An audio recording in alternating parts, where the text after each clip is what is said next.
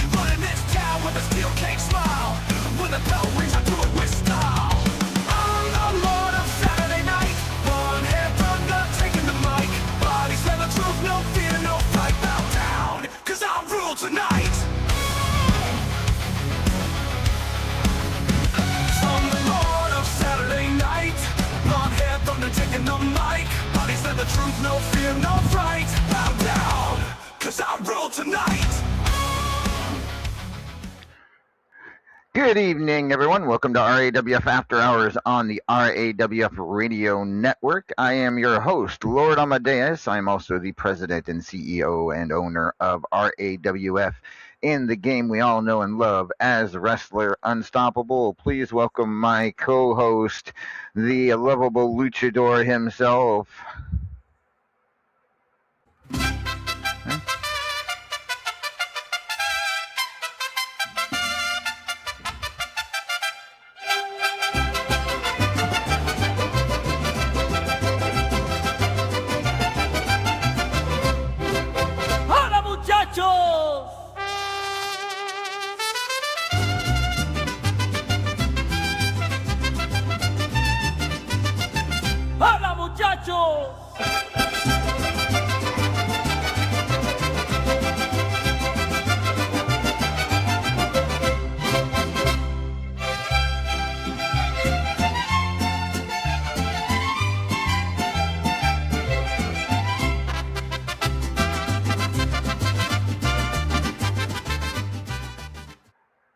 El Vacant, good evening.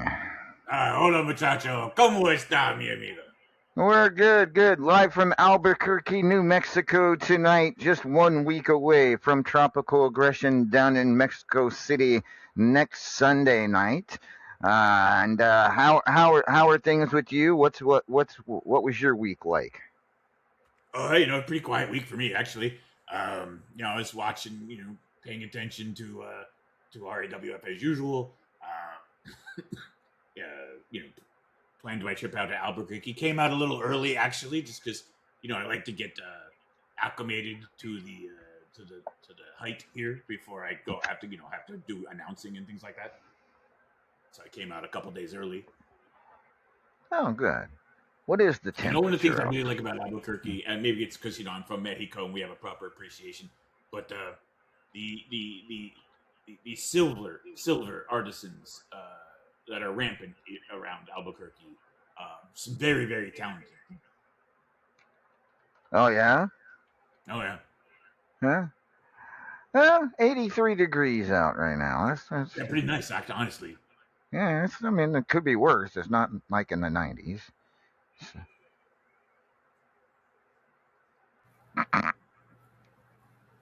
All right. Well, how you doing, RA? Oh, sorry, I didn't realize I had a hot mic. No problem. So we will be talking to RA later in the program, obviously. So, oh goodness. All And now right. we So. know that RA just randomly responds to us when he thinks he's muted. Who is that?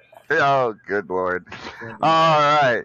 So, RA is here, and so are a lot of other people, including some of our GMs. We get some GM and event reports. And, ladies and gentlemen, please welcome your Ultimate Gauntlet GM, the Paragon of Greatness. Paragon, how's things going over in the Ultimate Gauntlet?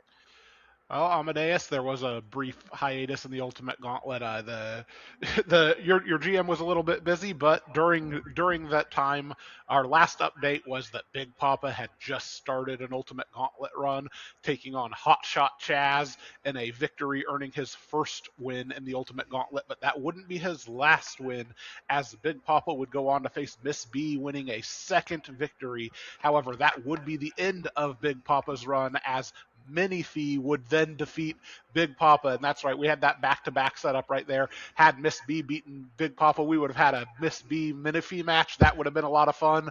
But Minifee now is on her second match, and she's got a big hill to climb to get a second victory, as Minifee is taking on Simply the Best. Ooh. And we know STB is capable of running that gauntlet. I believe he's done it before, hasn't he? He's one of the people that's done it before, or am I? Simply the Best has in fact ran the gauntlet before. However, he did not win the championship at the end of the run. All right. I thought he had. I can't remember. I'm glad you keep track of all that. One of these days we're going to have a sit down and talk about some of the stats from the Ultimate Gauntlet, because I'm sure some of them are pretty cool. And I know you love talking stats. So. So you know me. I definitely have those numbers. Yeah. So that might be a conversation we have one of these nights here on the show.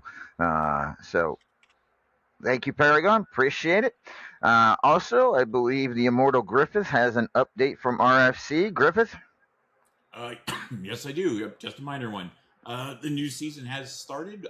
Unfortunately, we had someone, as soon as it started, had to back out. So DW has been removed, and we replaced them with Gorgonio. So the match that DW had with Minifee was canceled, and we rebooked that with Gorgonio. We already have the first winner of one of the matches, because I don't pay the legend by the hour, apparently. He beat Purgatory in under 12 hours.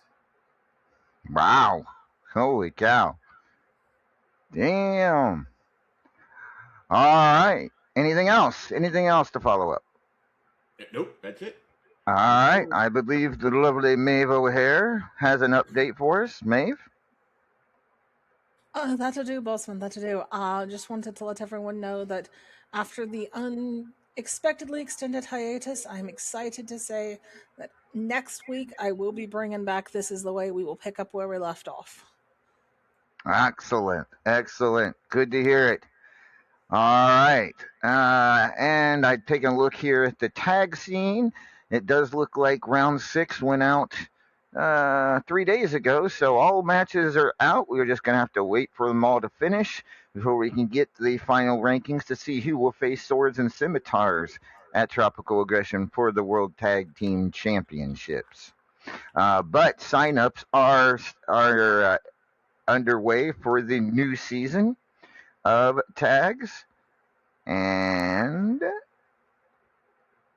let me see here. When do they close? I believe next Sunday night.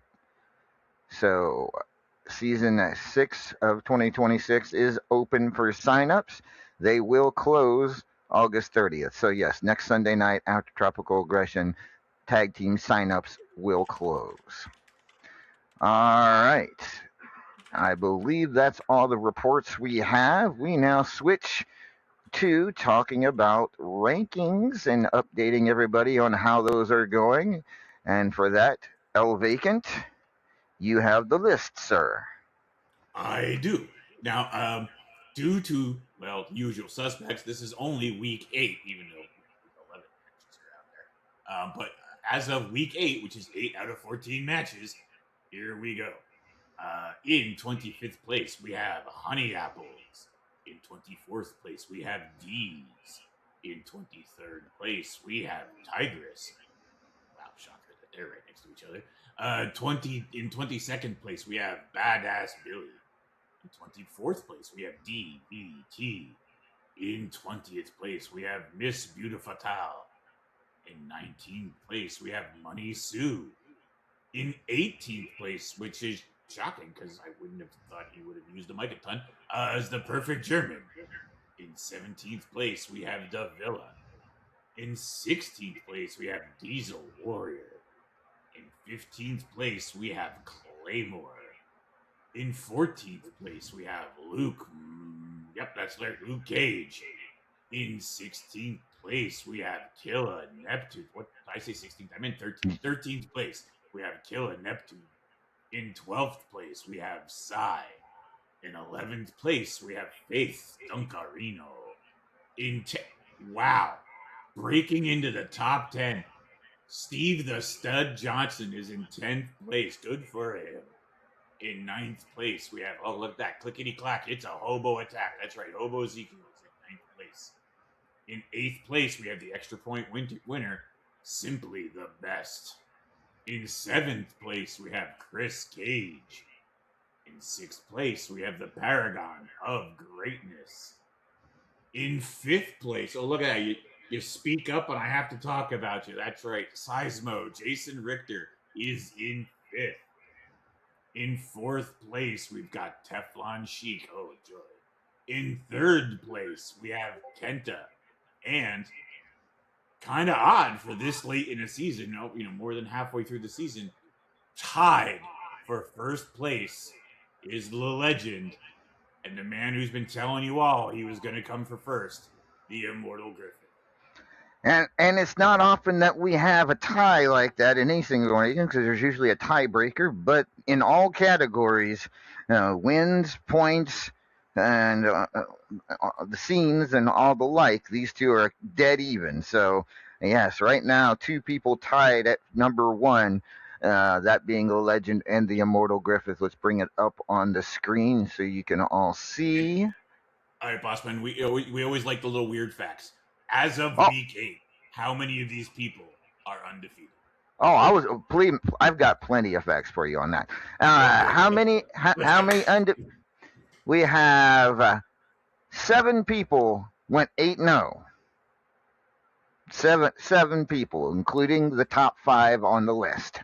Along with the top 5 on the list, along with Chris Cage and Faith Duncarino, all 8-0. However, so I don't normally do this, but I'm looking ahead. I've looked ahead. I haven't scored them because those round robins or those superstars are not completely finished, but I have noted what people have won their next few matches or lost their next few matches, and I can tell you right now, if I go 2 matches ahead, we are going to have 2 undefeated, 2 10-0s, 3 10-0s, 3 up. So there will be 3 people that make it to 10-0. However, at least one of those 3 will not go to 11-0. But so at any rate, 3 people will be at 10-0. How many? We said 7 undefeateds, right? 3 of those people that are undefeated lose their 9th match. So what I'm saying is, next time I read these, I should expect a pretty good little mix-up at the top, at least in the top 10. There will be a bit of a difference, yes. There will be a bit of a difference. And yes, Steve, you are still at 10, but you're looking really good, I got to say, because your next 2 wins after 8, you make it to 8-2. So he's 6-2 right now. He makes it to 8-2. So Steve Steve, that's for how long you've been in the company and the way you started. That is a hell of an achievement. So I talked some crap when you first started and you were getting your ass handed to you, but I take it back. You know what? Your numbers don't lie. Oh, I got more compliments for Steve here in a little bit, but we'll talk about that later. But yeah, so that's what we're looking at right now. Uh, and yeah, it's going to be interesting. This is going to be down to the wire in all, and not just who's going to finish first, second. It's going to be down to the wire who gets into the top 25 because I could. Uh, after 25, there's like 4 or 5 of them that I could name on the cusp. So it's going to be Not only is there very going to be turnaround in the top 10, but people towards the 20 to 25 may drop off and new people pop up. And yes, absolutely.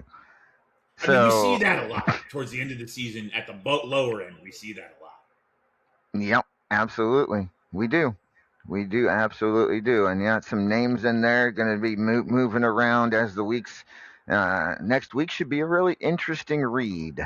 I have a feeling on that top 25. All right, so let's talk about last week's Superstars, which was in Orlando. We had a new Superstars champion. The Perfect German defeated Psy to become the new Superstars champion.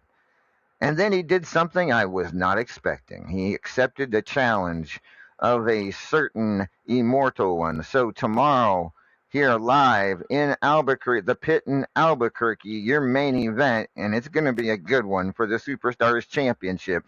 The Perfect German will defend that title against the immortal Griffith in the main event. Does that make it a pit fight? It makes it one hell of a fight. I mean, that is going to be one. That's going to be one for the books. TPG versus the Immortal Griffith Superstars Championship, and not only that, Griffith's undefeated streak will also be on the line here.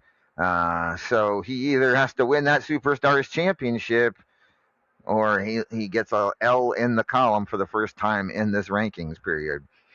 So should be very interesting indeed. And these two are no strangers to each other, and they're definitely not friends either, Vacant. No, so interesting. They've known each other for a very long time, and I know they've bumped heads elsewhere. I don't think they've ever faced each other in RAWF. Well, the Perfect German hasn't been in RAWF much throughout his career. Like, I So, don't think they've ever faced each other for a title. oh Anywhere. no. Well, I don't know about that. I wouldn't know about That's what I'm anywhere. saying. Anywhere. They have faced each other in that team event that the Perfect German really enjoys, and that Griffith no longer involves himself in. They have faced each other there, and I can tell you that the one time they faced each other there, Griffith beat him. Right. Also on the card tomorrow, a special challenge match, a rematch of a round robin match. This is going to be good. It will be Money Sue, the Hall of Famer Money Sue, taking on Steve the Stud Johnson in a special challenge match. Steve got the better of Money Sue recently in a round robin match. Money Sue wants a little retribution. This is something, because if Steve the Stud Johnson did something that nobody's been able to do in a long time, then that's get under Money Sue's skin and make him actually speak a little bit and get his gumption up. So that's something I got to give the Stud some credit for, because it's not often we hear Money Sue wanting a match against anybody. Yeah, so you're right. I mean, Money Sue prides himself on pissing other people off. It's usually pretty hard for someone to piss him off. Right, but I guess we shouldn't be totally surprised that Steve the Stud Johnson pulled it off, because, well, he's good at getting under people's skin, and apparently he got under Money Sue's skin after beating him. And look at it this way: Money Sue. I'm not going to say he has the biggest ego in RAWF history, because, well, he doesn't, because we have that guy over there. But yeah, but but he's up there. Like, this man, and the fact that he just lost a match he probably thought he had in the bag to a relative newcomer, you know that dug at his ego. And then on top of that, Steve was Steve and ran his mouth. That was just the perfect combination to get under Money Sue's skin. Look, I have a request. I know you're not going to do it, but I'm going to make a request anyway. Can we make a special stipulation about this match that every turn has to start with a "your mama" joke. I mean, I like the idea, but I think it's a little too. I don't think that's appropriate for this particular match. Now, maybe I'm just saying, watching these two just verbally go at each other would be hilarious. Yeah, absolutely. So, at any rate, that's those are your two big matches on tomorrow night's card, live from the pit here in Albuquerque. And who do we turn to, El Vacant, when we want to find out who else is wrestling tomorrow in Albuquerque? My favorite 70s reject. That's right, Randy.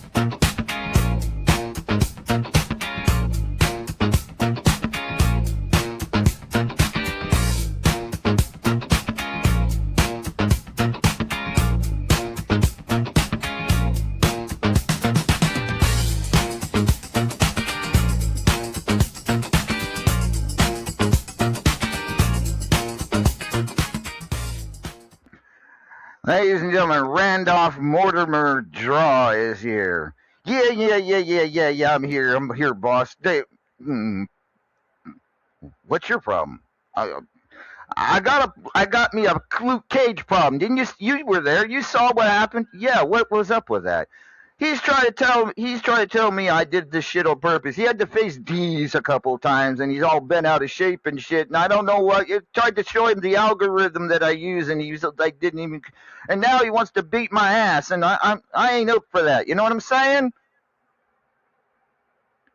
Well, I mean I know what you're saying.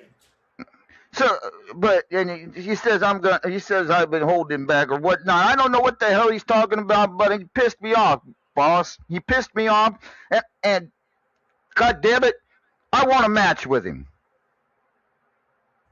I'm sorry, what? Okay.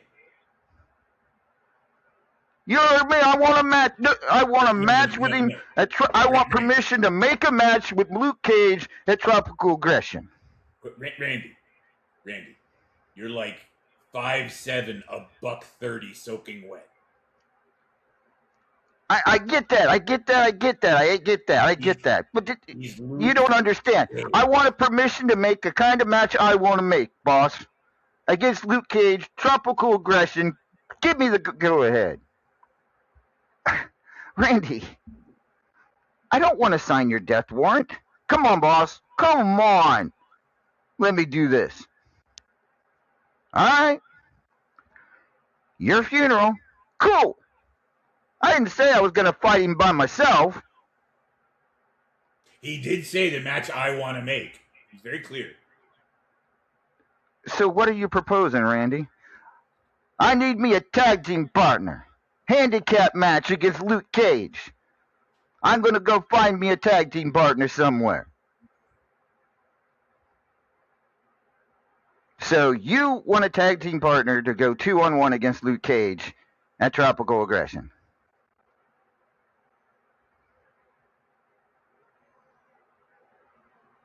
That's what I said, boss.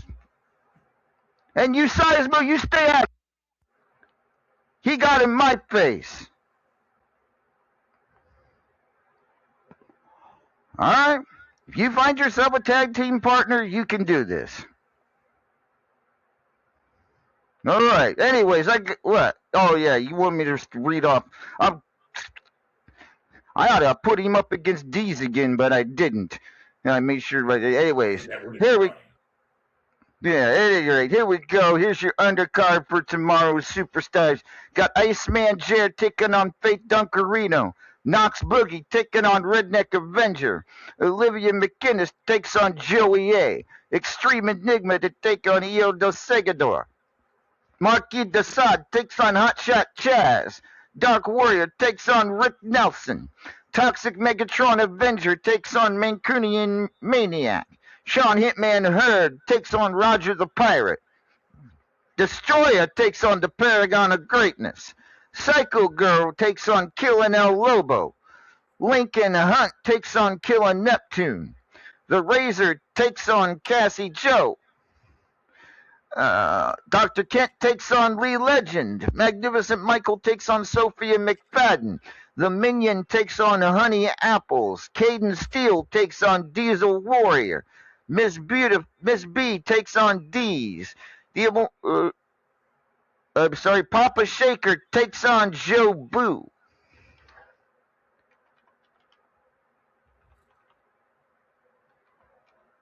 Oh, just give me a sec.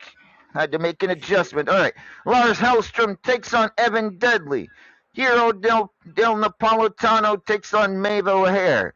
Davila takes on Daniel Cash. Wildfire to take on Purgatory. Chris Cage takes on Brutality. Tad Beaglewolf Dennis takes on Kenta. Menifee takes on Big Papa. Simply the Best takes on Tigress. Slashy takes on Scythe. Sassy Applebee's takes on Hobo Ezekiel. DVT takes on Kitty Kabam. Crazy Serb takes on Uber Vegan TPO. Aaron McFadden takes on Gorgonio. Leo takes on Boney. Psy takes on Luke Cage. There, you can't complain. And then still gets someone pretty tough anyways. Draven Blackbird takes on Arrow 15. Alley Knight takes on The Undertaker. Hot Cheese versus Mystic Maniac. Keg versus Luzon Warrior Queen Falcon. Jason Richter to take on Badass Billy. Harley Quinn to take on Teflon Sheik. Soul Reaper to take on Joshua Marcus Caliber. Claymore to take on Lady Evil Lita. And Black Lilith to take on the Stormtrooper of Death. So that's what I got. All right. You sure you really want that? Yes, boss. Don't even ask again. I'm gonna find me a tag team partner. The match is gonna happen. I promise you. I will. All right. All right. You got it. Wow. And there he goes. He's just walked out. Hey, I'm El Vacant. I never thought I never expected that, ever.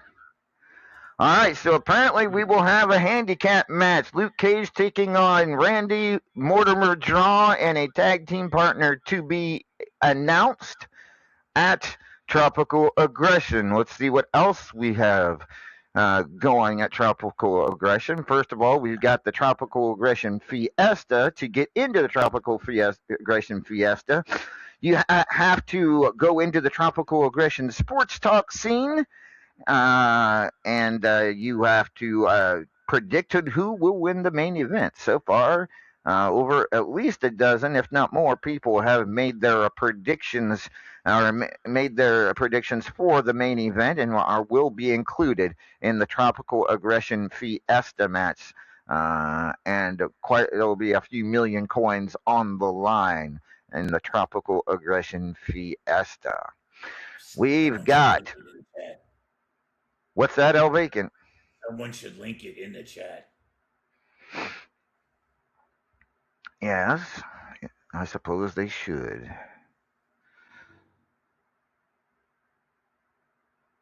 Let's see here. There it is.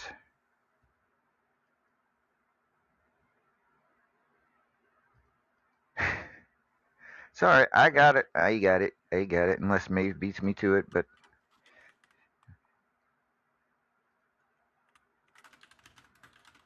it's a race. There we go.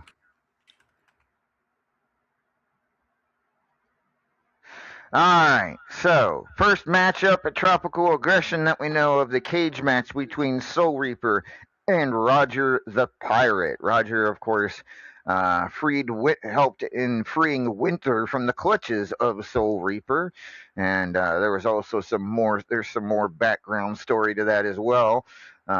but they will face off in a steel cage match at Tropical Aggression. 2 weeks ago on Superstars, there was a Hatfield McCoy contendership match between Claymore and Sassy Applebee's. Claymore came out victorious in that match and now faces his Cerberus mate, Simply the Best, for the Hatfield and McCoy Championship. And I mean, this is bound to happen. We're going to have this happen from time to time where people from groups like this face off against each other. And I'm sure everyone's like, probably you thinking, no, they're probably planning on it. It's just going to be thrown one way or another. But let's pretend for a moment everyone believes this is going to be a straight up fight. Who do you see walking away as Hatfield McCoy champion, All Vacant? All right, hold on. I don't think I've had enough drugs to pretend that. Give me a second. All right, so for pretending that, and I believe Peter Pan is real, then I'm going to go with Simply the Best because he's been more on his game. All right, that's a fair choice. That is fair. So, I mean, it should be and I think it will be. I'm going to be positive about this. I think it will be a hell of a match if they're at, straight up fight between the two of them. Should be a great match. Looking forward to it. And then, of course, you've got the Champions Choice Championship. Aaron McFadden defending against RA, Redneck Avenger. And, yeah, basically, RA has to adhere to barroom brawl rules. While Aaron can do anything he wants. He did pick RA's strength though, so this could be interesting. What are your thoughts? I think Aaron is either getting bored or cocky. Because I mean, to make those rules against that man, yeah. Well, I think the fact that win, lose, or draw, RA is going to have a goddamn blast. Yeah, this is true.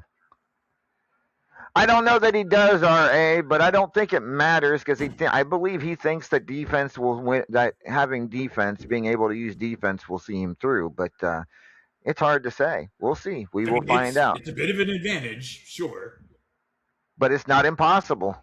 Given what he's given RA, it's definitely not impossible. But RA cannot use bag, cannot use defense, only can use moves that you would see in a barroom brawl. Anyways, Powerball Championship.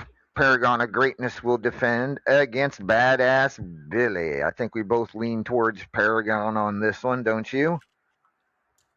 Yeah.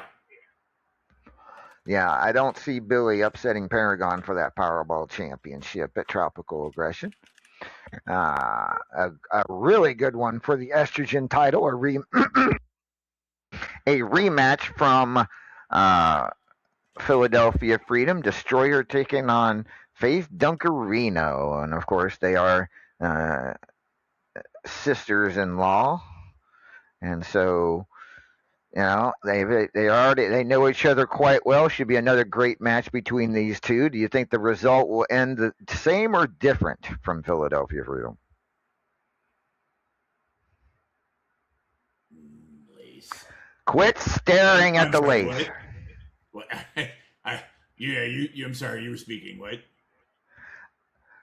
How do you see this match playing out?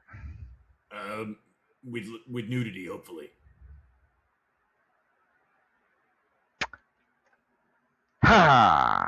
No. Look, it's going to be hot. I'm just saying. Minimalistic clothing, and sometimes things happen.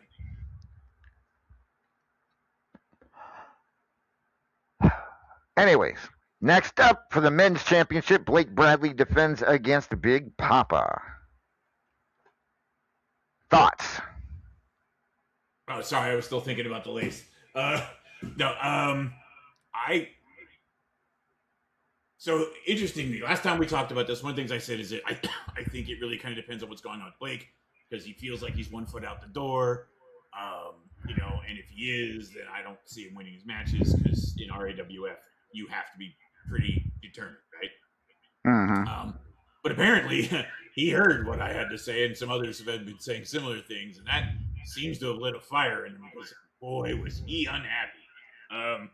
So look, if he maintains that fire, right, the fire that that he felt about the people don't support him and blah blah blah. Although I think that's funny because I think it's the one time I haven't actually quote unquote supported him, and I believe I said at the time, like I'm concerned that this is the problem. I really hope it isn't. Right? Like I made it clear I want him to do well. I think the fire that came out of him in that interview. I think if he brings that energy to tropical aggression, I think he wins. Yeah, I think. Oh, he's definitely got some fire, especially after the announcement, a certain announcement that's going to be pending here in just mere moments. But I'll get to that. I caught wind of this. Yeah, it's going to be interesting. We'll get to that in just a moment. Multimedia Championship, it will be Menifee versus Joe Boo. Menifee looking to defend the Multimedia Championship for the first time. Joe Boo, interesting enough, I want to go look at multimedia title history.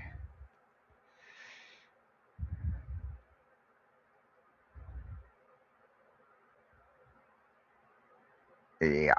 So, Joe Boo, technically a former multimedia champion under a different I love name. that you say technically.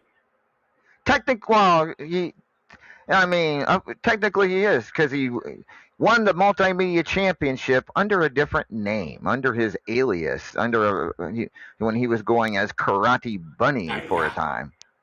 Hiya! But he beat the Teflon Sheik for the multimedia championship about 3 years ago, a little over three and a half. Yeah. And then lost it a couple months later to Undertaker. But there for a while, Karate Bunny. So this would be technically his second multimedia championship were he to beat Menifee. But what are your thoughts here? Look, I have a choice between French Silk and Skeletor. I'm going with French Silk.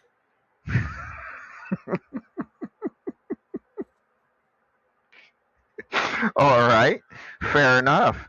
It should be a good one. Yeah. All right, Triple Crown Championship. The Immortal Griffith defends against Hobo Ezekiel and Jason Seismo Richter. Thoughts? I still say Liam somehow pulls this match out. I tell you what, I think this is going to be a really good one. And considering this is going to be Griff's rankings match at Triple Aggression, and he right now is on pace to get an opportunity at the World Heavyweight Championship for the 11th time. I wouldn't want to be Hobo or Jason in this particular matchup, but we shall see. Maybe things change before then. We'll find out coming up. Sure, we got a whole week to go. Yeah. Teflon Sheik defends the Fubar City Championship against the Paragon of Greatness. Paragon had a lot to say earlier about this matchup as well, and we'll hear from him in just a few moments. We'll be hearing for him, later in the program. But your thoughts on Sheik versus Paragon? All right, so here's my thing. Every time this matchup happens, I choose Paragon, right? Every time. The last 2 times I've been wrong. 2 times in a row, Teflon has managed to pull wins over Paragon Greatness. Now, both times, he cheated to do it. Here's the problem.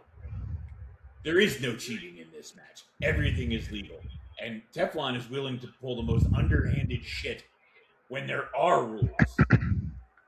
When there aren't rules, let me point out something he did to somebody else when there were no rules. He parked a Bentley on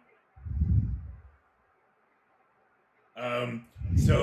I am genuinely concerned here. I want Paragon to win this match. I know he is capable of winning this match, but he is going to have to pull the stops out and maybe don't be Mr. Nice Guy in a Fubar City Championship.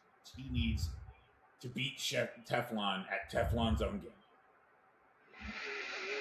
Well, we will see and we will hear from Paragon here later in the program. Midnight Hobo Championship on the line. Iceman Jer defending against Ms. B. Ms. B looking for her first major championship. She has a former estrogen champion, but this would be her first mainstay pro title opportunity. But Jer has been one hell of a Midnight Hobo champion. What are your thoughts here? I agree with you. Jer has been a hell of a champion.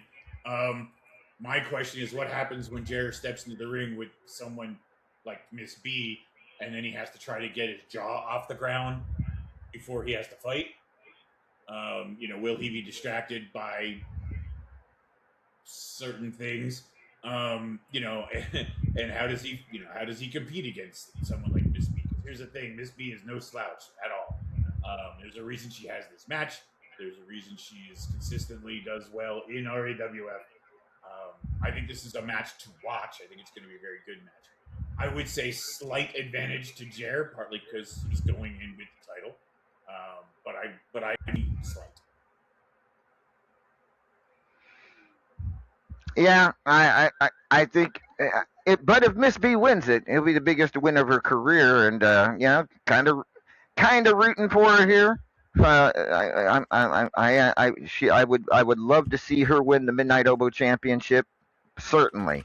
But I think she's got she definitely has a very tough go of it against Iceman Jer. National title will be on the line. STB to defend against Kenta. STB. What's that? STB.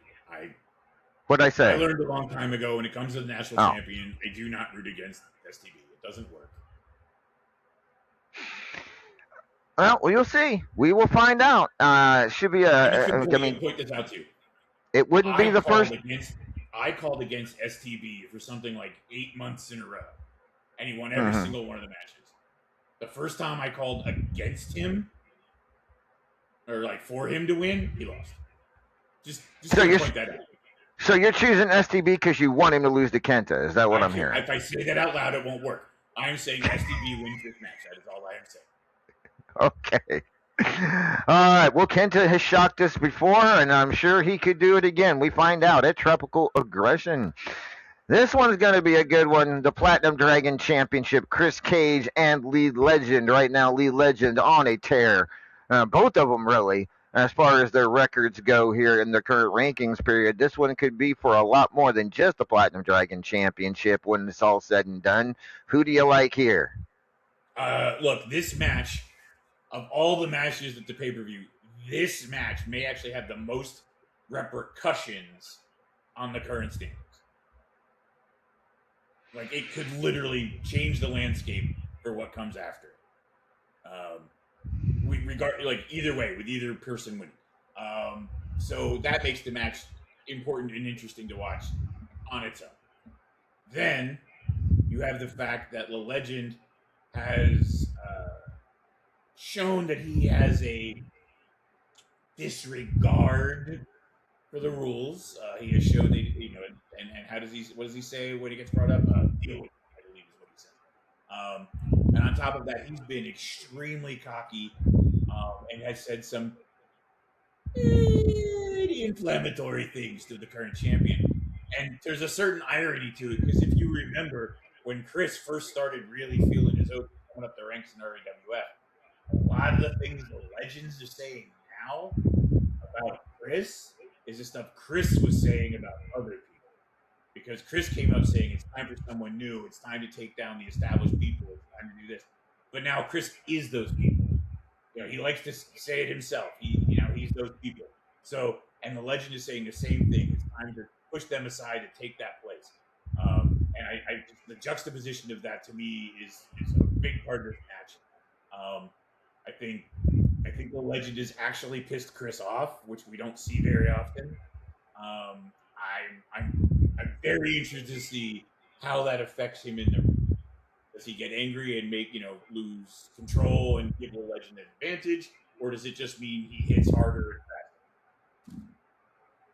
faster? We find out that Tropical Aggression should be one hell of a match.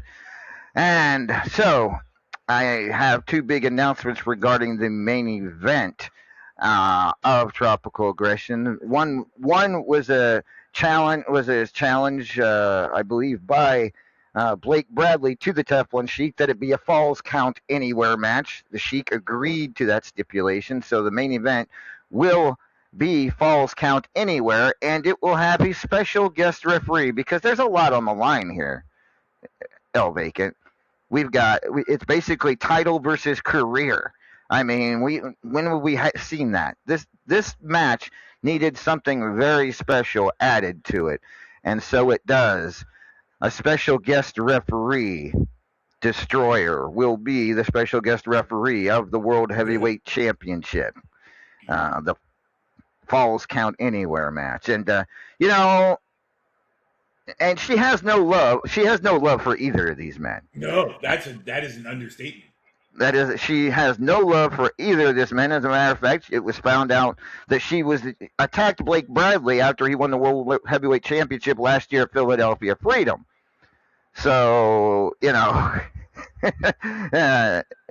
again, she has no love for the Teflon Sheik either. And if she ever had an opportunity to attack him, I'm sure she would do that as well.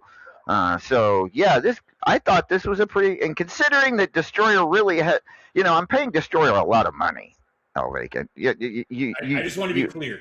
If she does a double DQ, does Blake leave RAWF and Sheik lose the title? It's a Falls Count Anywhere match. There is no DQ. Well, Falls Count Anywhere doesn't usually mean like you can't be disqualified. It just means you can't be counted out. You can't DQ in a Falls Count Anywhere match either.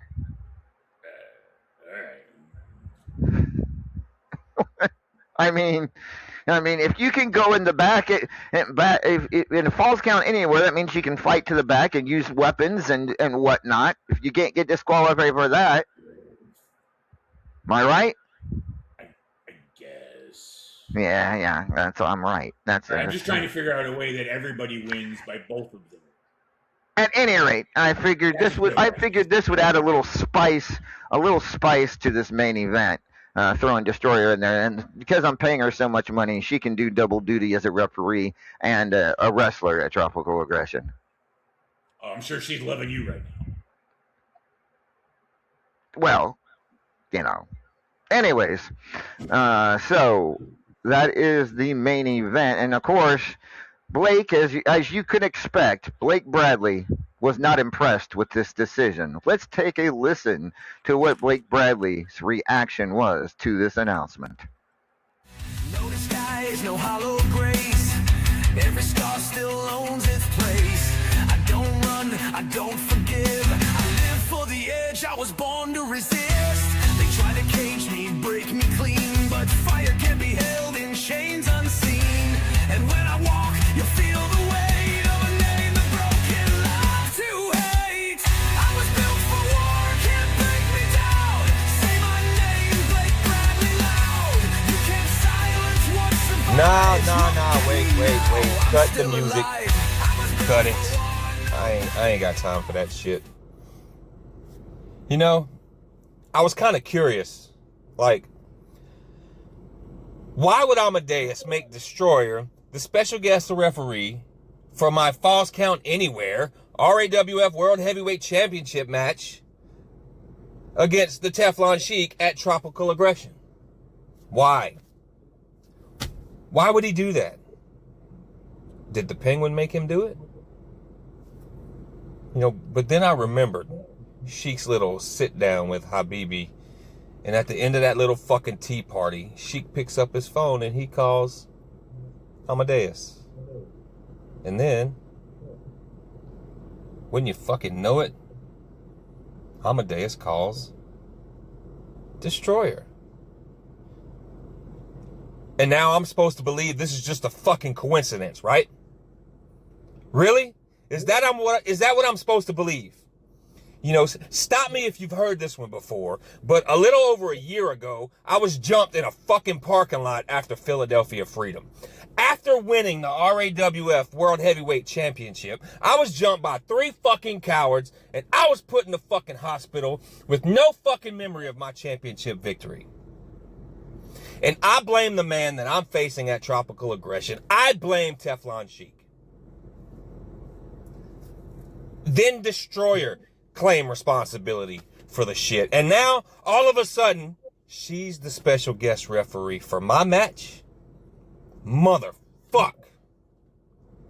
Am I really supposed to sit here and believe this is all a fucking coincidence? That the 2 of you, the 3 of you, y'all ain't working together? Maybe there was more to this fucking attack than I ever knew.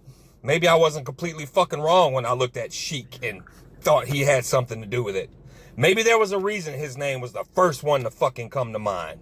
And now, over a year later, those fucking names are right back in front of me. That's a hell of a fucking coincidence. So, y'all want to stack the fucking deck against me? Fine. Stack it. Put every fucking obstacle you can in front of Blake Bradley, and let's see what happens. Hey, Paragon, you want in on this?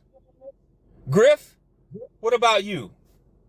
The Cage Twins, Luke, Chris, huh?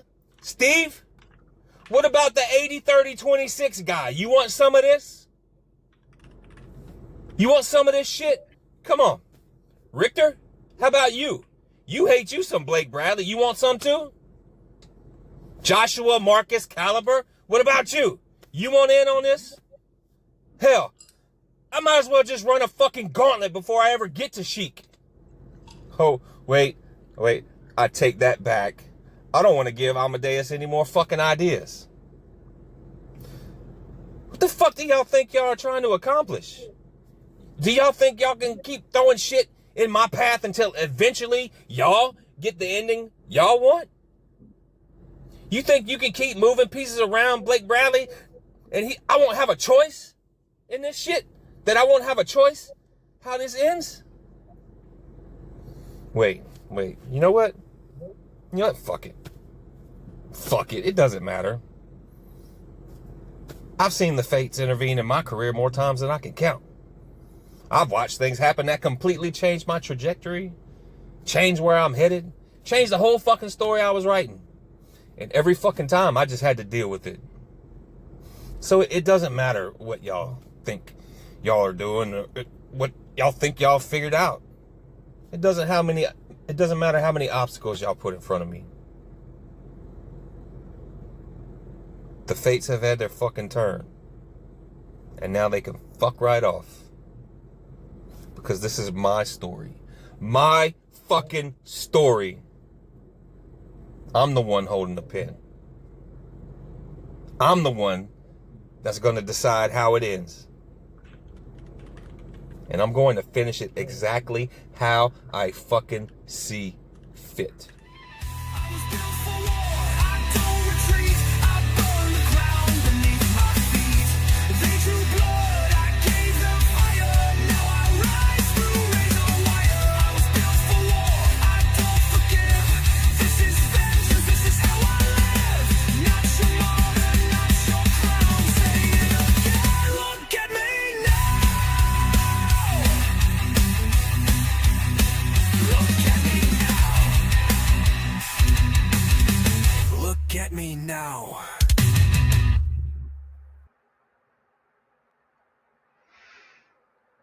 All right, those are I the don't words think he's of. happy with you. Well, yeah, and let me make something perfectly clear before we move on here. This was not, and I repeat, not the Teflon Sheik's idea. It was not the Teflon Sheik's idea. It was totally my decision, completely on me. All right? Don't. Then why did she call you? What was that about? Oh, he wanted couscous in his dressing room at Tropical Aggression. I mean, seriously. That sounds on brand. That's why he called me. All right, I know it showed him calling me on and showed my picture on my phone or on his phone and whatnot. He was calling me because he wanted couscous in his damn dressing room. All right, it did not. I swear to God. So, no, the fact that Destroyer is the special guest referee was not requested by Sheik. It has nothing to do. As a matter of fact, Sheik is just as pissed about it as Blake Bradley. We'll probably hear about it next week. If I'm being honest with you, I have a feeling we will hear from Sheik next week. I don't know that for a fact, but I bet you do, and he'll be just as pissed as Blake about this. So what at I'm any hearing rate, is you thought it would be funny, so you did it. I thought it would up the pay-per-view rate, because who doesn't want to see Destroyer in a striped tank top? I mean, you're not wrong. Thank you. See, there is method to my madness. So, at any rate, folks, that's your tropical aggression report. We will be live next Sunday night right here on the RAWF Radio Network for RAWF Tropical Aggression Aztec Stadium in Mexico City, Mexico. All right, so I got a question for you, El Vacant. Well, not a question, because I have a feeling. I've got the schedule here for our next rankings period and where we'll be visiting. Would you like to hear some of the places we'll be going? Well, do you want to wait for Maeve so that she can yell at you when she hears it? I don't think Maeve is going to yell at me for this, but we could do that. As a matter of fact, you're right. We'll do that when Maeve gets on here. So let's go ahead and bring the lass on, shall we, ladies and gentlemen?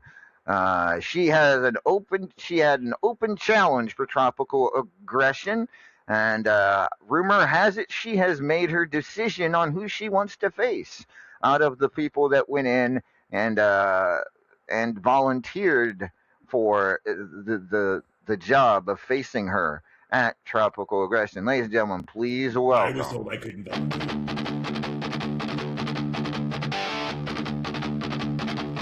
Roślina biot bruneczna hästnäs Ta du färden annar röge som babet Ta du bröjre tjejer Sajlages trill här Murresning havle fion spajnägar Moroj zinde Ha gragam med målor Döj till överlinen hejs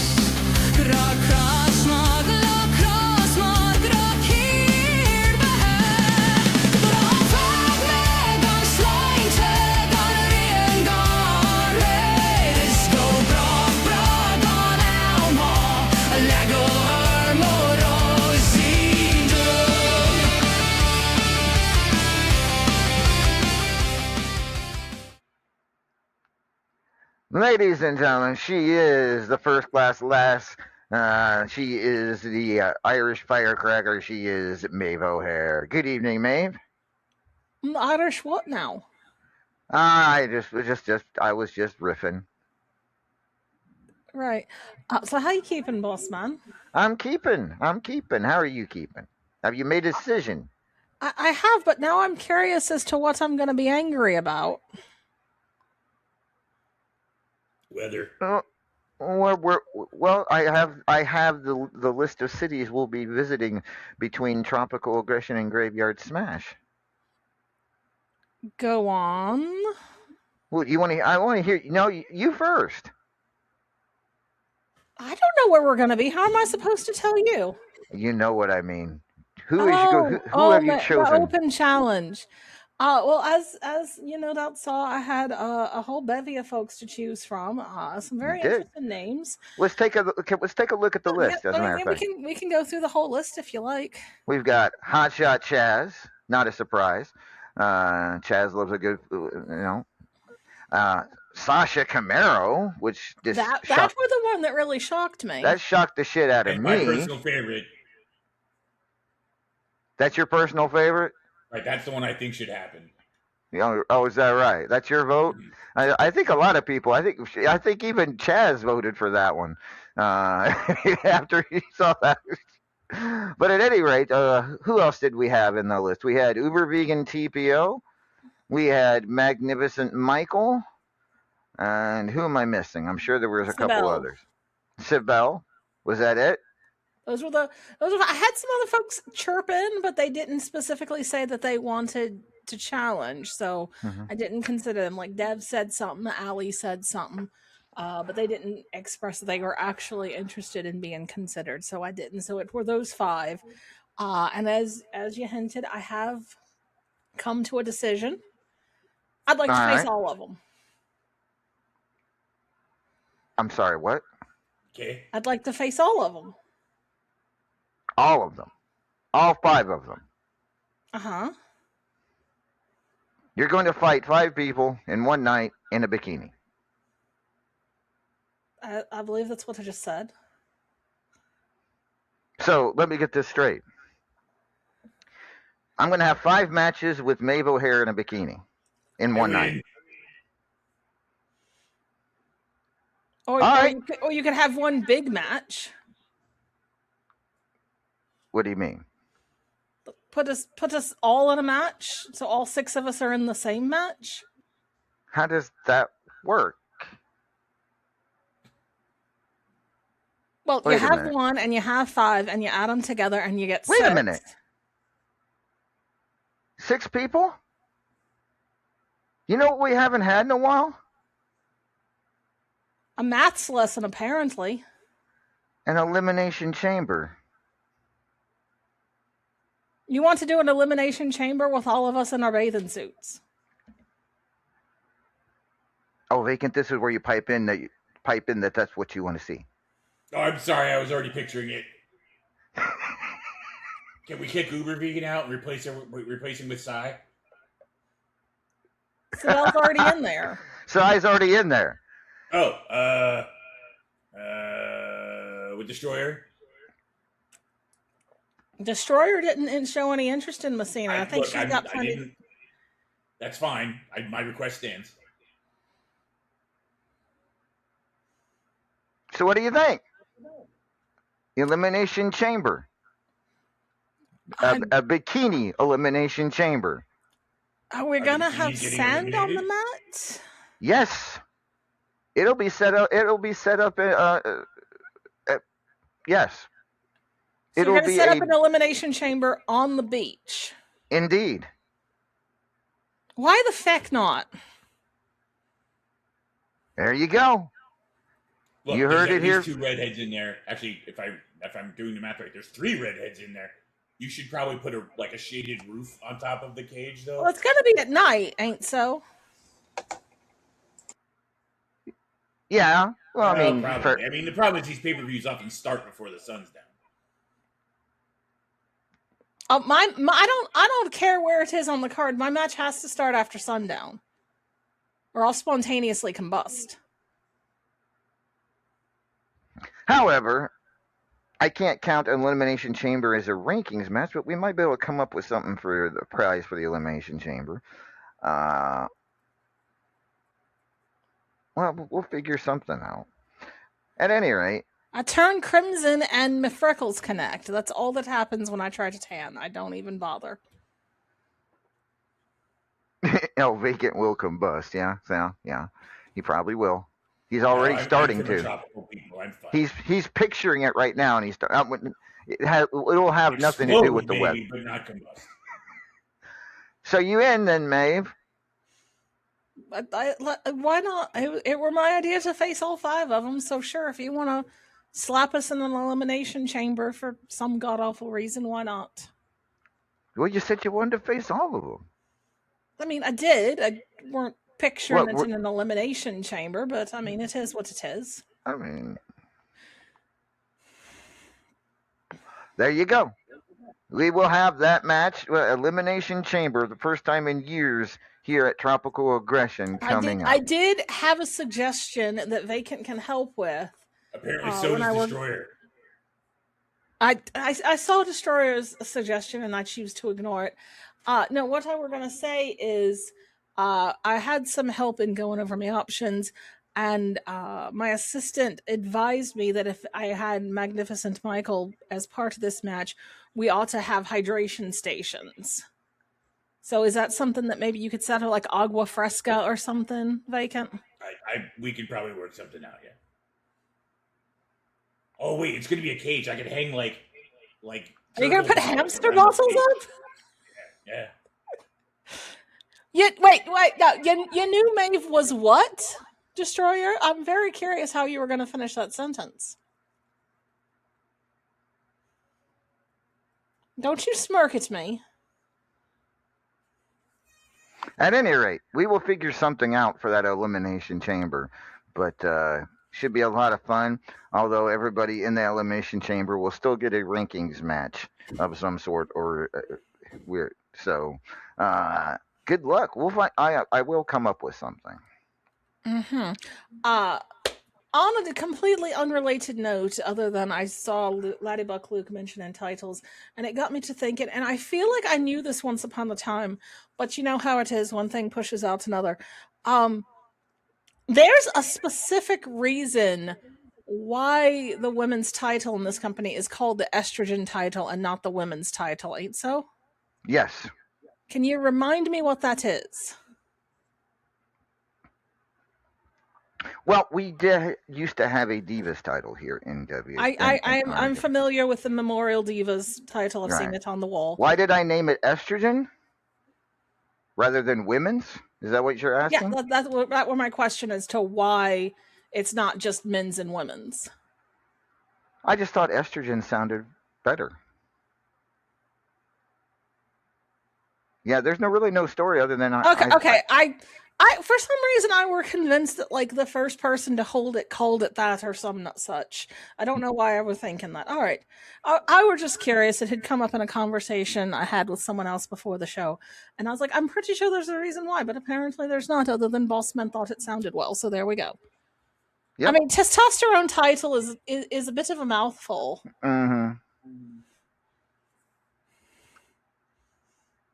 I guess I didn't. I'll be honest with you. I'm not sure how. I'm not sure why I didn't change the name of the men's title to the testosterone title, but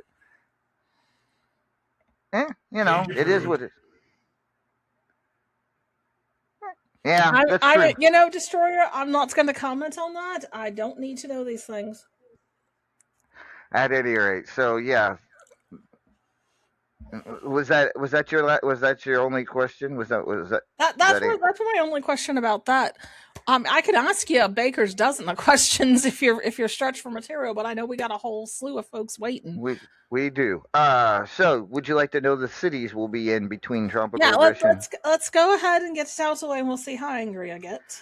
So the week after Mexico City in Mexico, we go across the Atlantic to Barcelona, Spain. I've only been there once before. It's very pretty. So, and then follow that up the following week in Rome. I do purely love Rome. I wish we weren't going. It might be better by September. It is ungodly hot there in the summer. El Vacant thought you were going to be mad about this. I mean, let me see what the weather's going to be like in 2 weeks in Rome. I love Rome. Yeah, it could still be pretty sweltering, actually, in both of those places. Looking at the forecast, I'm probably going to be angry about it, but it will be tempered by the fact that I purely love Rome. And actually, if I'm going to be honest with you, that Rome is actually 2 weeks after Barcelona. We will be taking a week off. Okay, so it'll be mid-September before we... So Barcelona will be on the 6th, 5th and 6th. You didn't want to go to Rome for your birthday? My birthday is the week we're taking off. Exactly, that's what I'm asking. No. Nope, didn't want to do that. If you want to. The following week after my birthday, we will be in Rome on the 19th and 20th. We follow that up by going to Copenhagen, Denmark, the following week on the 26th and 20th. Gesundheit. What did I say? You said Copenhagen. Oh, well, isn't that what they... It's Copenhagen. Like Haagen-Dazs. Yeah. Oh, okay. Copenhagen then. Fine. Copenhagen does, yeah. Copenhagen does. Coke, On have some ice cream. October 3rd and 4th, we will be in Reykjavik. You managed Iceland. it. Oh, I'm so excited. We are going to Iceland for the first time in, I think, any professional I was just wrestling there. history. We will be going to Reykjavik on October 3rd and 4th. And it won't know- be ice. It won't be ice cold there yet. You know, boss, if you had told me that, I wouldn't have gone there on my little mini vacation. Well, you know, it is what it is. Don't We are give not- him ideas, Sibel. We're doing that for Christmas, Si. You know Bingo what? Hell I'm Rock putting in in my Antarctica. notice now. I need Christmas off. My man will purely whip my hide if I don't go home. I'm just kidding. There's I'll there's hit you what? with a penguin, boss man. There might be 100 people living down in Antarctica, and they're all scientists. So no, we're not going And to penguins. Antarctica. Don't forget the penguins. By the way, that reminds me. Why did he? Why did? Didn't forget the penguin. I don't know if he thought I'm Batman or what the reference was that, but well, anyways. Getting back to the schedule on the 10th and 11th. No. I got to stop you there, boss man. What the heck are you talking about Batman for? The Penguin Blake is brought up Batman's- a penguin reference when he was ranting. Did you not hear that when he said it was a? Never mind. Apparently, I missed it because I was so horrified by the idea of wrestling in Antarctica for Christmas. Right. Yeah. At any rate, after Reykjavik, we go to Manchester. Wonderful! I'll get to go have tea with Manx family again. You do. And then finally, Graveyard Smash, Dublin, Ireland. You spoil me, boss man. See how vacant? I told you she wasn't going to be mad. Well, she might be mad in Barcelona. I might be a little mad in Barcelona, but the thought of having my she's favorite, going to end out really happy. my favorite pay-per-view in my hometown for the second time in like half a dozen years. I'm so excited. We're going to Iceland. I get to go to Rome again. I'm purely thrilled with this for the most part. I figured you see. I told you she would be, Elvig. I told you.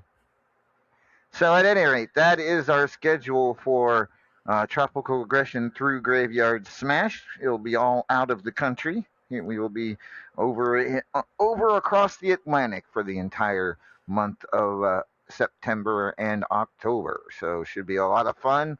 Looking forward to it. Some great fans over there across the Atlantic. So Which of the stops are you the most excited for, boss man? You know, the food's great in Rome. The food's great in Barcelona. I haven't eaten anything in Copenhagen except the ice cream, if that's what we're talking about, Haagen-Dazs. So I recommend the Ristoffel. but nothing beats your Ma's food in Dublin. Okay, so We're smashing things in a graveyard in my hometown of Dublin, Sibel. Also, speaking of food in our travels, I got something you definitely have to try when we go to Reykjavik. It's a local delicacy. here in Albuquerque. No. When we go to Reykjavik. Are you going to give him Surströmming? As long as he has to eat it, not me, that's fine. I mean, there may be some fermented shark in his future. Leave it alone. Did you say Braun Strowman? I said Yes. Surströmming. No. What is that? It's an Icelandic delicacy, like Vacant said. Apparently. All right. So that is our schedule for the coming weeks here. After we go to Mexico City next weekend for Tropical Aggression. Speaking of Mexico City, I know it's not exactly your hometown, but are your family coming out for the show, Vacant? Oh, see. Well, I guess I took all the tickets for Section E. They're all going to be family. You know, Kenta's got a fantastic idea. I think we should call it Samhain Smash this year. No. But it's Irish, an alliteration. I'm calling it Samhain Smash. For You the can't record, by the spell way, it. it's Hakarl that I'm going to feed him. It's similar but different.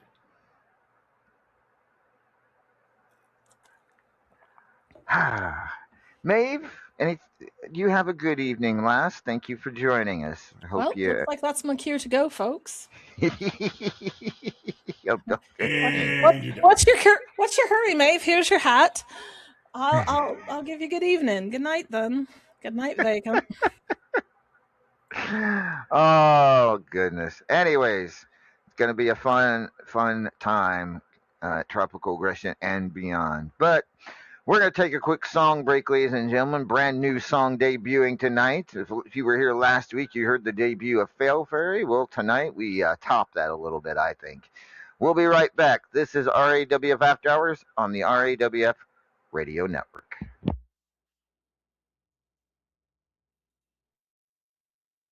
Yeah. You know what they call me? The guy they send you to beat. The guy they don't respect. The guy they don't remember.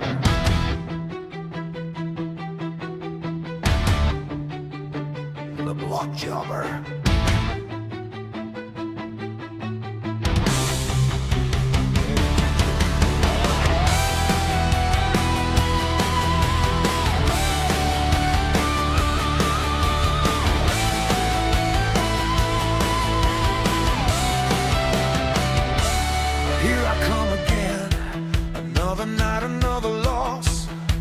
Another golden boy gets to climb because I'm the cost. They don't announce my name, they don't care if I bleed. I'm just another body for the company to feed. Put me in the ring, I'll take the beating like a fool. Somebody else's stepping stone, somebody else's tool. They tell me you're important, you're part of the show. Then they hand me another loss and tell me where to go. I'm not a star, I'm not a king. I'm just the bastard they throw in the ring. I'm the block jobber, the loser they depend on, the punching bag with boots that everybody gets to step on. I'm the block jobber, the name nobody knows. You build your reputation by standing on my throne. Every week another hero comes to take my place. Another pretty little smile that gets shoved in my face. They need somebody to lose, so guess who's getting called? The same damn bastard who's been getting pinned by them all. I don't get the spotlight, I don't get the cheers. I get a paycheck and a locker full of tears. You want your big moments, you want your victory, then drag my carcass out there and make your history. I'm not a star, I'm not a king. I'm just the bastard they throw in the ring.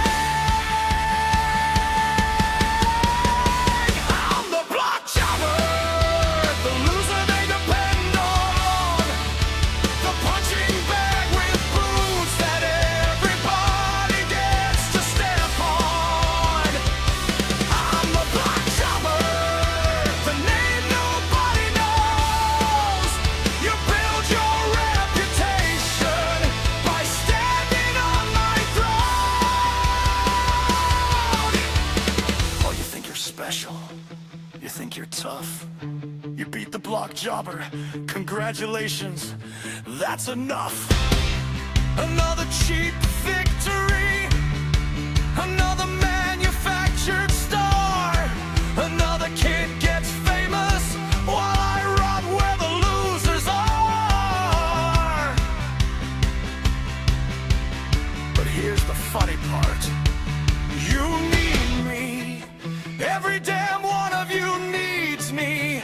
Without somebody underneath you, how the hell are you gonna stand so tall? Bring me, find me,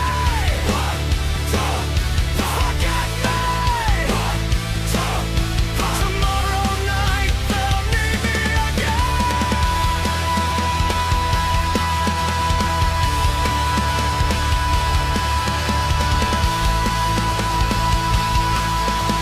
One, two, I'm the block jobber, the loser they depend on, the disposable bastard they keep throwing their stars on.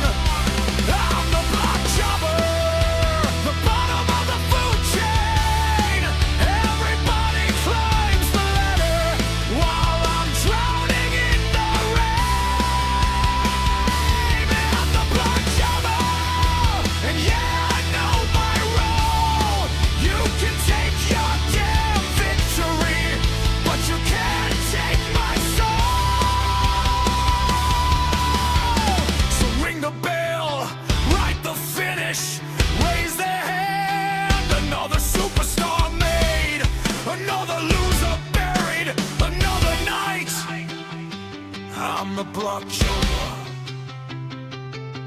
and tomorrow I'll lose again.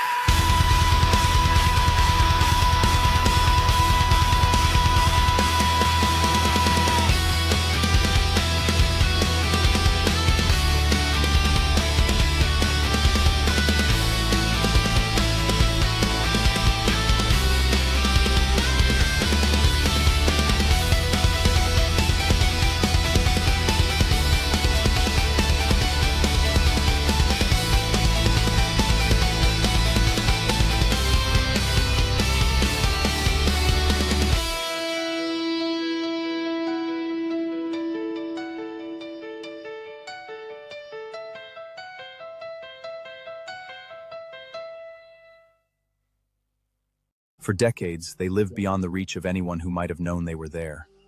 No birth certificates, no school records, no electricity, only the smoke. This same stretch of woods is the last known location of at least 50 missing persons, and reportedly, much more. There were no property records, no birth certificates, no school enrollment, no tax history. On paper, the family simply did not exist. So law enforcement didn't know there were people living out there? I didn't say that. Everybody knew. Investigators believe at least 11 children were raised on the property. There are no records identifying any of them. People around here describe them as an isolated family. Don't call them that. Families raise children. They were raising something else.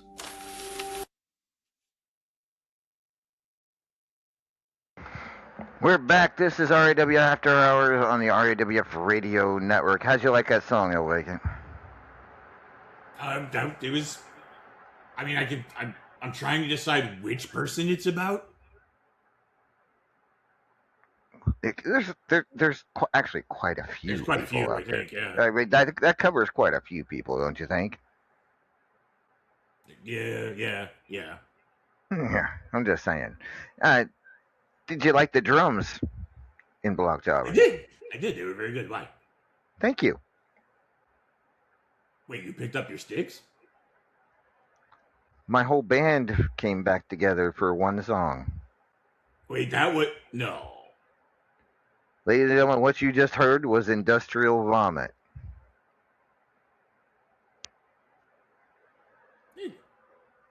Updated the sound a little bit, huh? Yeah. Of course, I don't think we're doing an album or a tour or anything out of it, but I just thought it'd be kind of cool to bring them together for one song or something I could play on the show from time to time. So yes, ladies and gentlemen, we will have Block Jobber industrial vomit. All right, so moving along, ladies and gentlemen, we have plenty of people to talk to, including this man who will be challenging for the Fubar City Championship and defending his Powerball Championship at Tropical Aggression. We haven't gotten to talk to him in a while, so let's hear what he's been up to and what he's thinking now. Ladies and gentlemen, the one and only. Once upon a time, an abomination. He walked on water and he conquered nations. Could have ruled forever, but he lost his patience. Look at me now, paragon of greatness.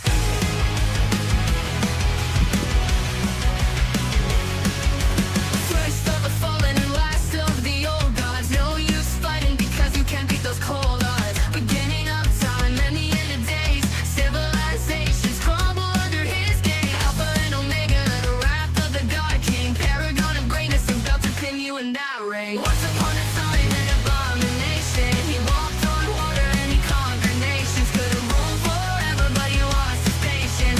Look at me now, paragon of greatness. Eons ago, before time existed, they lived in the heavens and the rain persisted. Ladies and gentlemen, the P to the O to the G, Big Purple himself, the Paragon of Greatness. Paragon, good evening, sir. Holy Kris Kringle crapping on cranberries. Oh, it's been a while. And L vacant, long time never seen. All right, I see where you're going. So what you been up to, Paragon? Been kind of avoiding this here. Taking some time off to sort your thoughts after this time of year, or were you vacationing in Egypt and we just didn't know about it? Oh, Amadeus, it's a long campaign road on the journey to become the new mayor of Fubar City. You got to go out there, you got to shake a lot of hands, you got to kiss a lot of babies. It's a busy work, I'll tell you. Yeah, yes, because thinking about the current mayor of Fubar City just does. But at any rate, let's talk about the Powerball Championship to start, because you've had a pretty good run with that Powerball title. Let's see, when did you win that? How long have you been Powerball champion now? Was it just only Immortal 13 that you won it? It hasn't been that long. Huh. For some reason, I was thinking it was longer than that. But at any rate, you won it from Teflon, right? I sure did. I was waiting for you to get to that. Holy cow! I just realized that. You beat Teflon at Immortal 13 for the Powerball Championship. Now you're looking to take away his another title from him. But we'll get to that in just a moment. Badass Billy, talk to me about him. We don't talk about him much, but when we do, it's usually something good. Talk to me. Your thoughts on facing Badass Billy? Look, Billy is somebody that's a little bit of a wild card, I think. I think that in a lot of ways, Billy doesn't really get the respect that he deserves, and maybe it's the name. Maybe he just doesn't talk enough. I think that Billy kind of flies under the radar for a lot of people, but I'm somebody who's had the honor of watching firsthand the kind of things that the badass Billy can do. I saw him run the Ultimate Gauntlet. I saw him win the Ultimate Gauntlet Championship. I pay a lot of attention, obviously, to my own division. I see things, I notice things that a lot of other people usually don't. I have mad respect for the game of Billy Gunn. I honestly would love to come out here, cut a vicious promo, tell you how I'm going to tear down Billy Gunn, how he's the jobber match before my real match. That's just not my style, and that's not true of Billy. Billy is a very competitive wrestler, and I mean, honestly, if we're looking at my other match and you look at all the factors that go into like Fubar City and how much factors beyond your control play into those kind of matches, this, and I say this with respect to the Sheik, this is actually my challenging match at this pay-per-view, and it's because there's going to be so much more strategy involved with this. I have to think about this match. I have to prepare for this match. This is this is the opportunity to go out there and steal the show, put on real competition, a great match that's really going to entertain everybody, because later in the night, I'm not going to have a match, I'm going to have a fight. This is my opportunity to have a match, and first and foremost, I have always been a wrestler, and that's what we're going to have. We're going to have a hell of a wrestling match, me and Billy. It should be a really good match. It certainly should be. But let's now turn our attention to you taking on the Teflon Sheik Fubar City Championship, and Mexico, no, possibly out in the streets of Mexico City. Talk to me.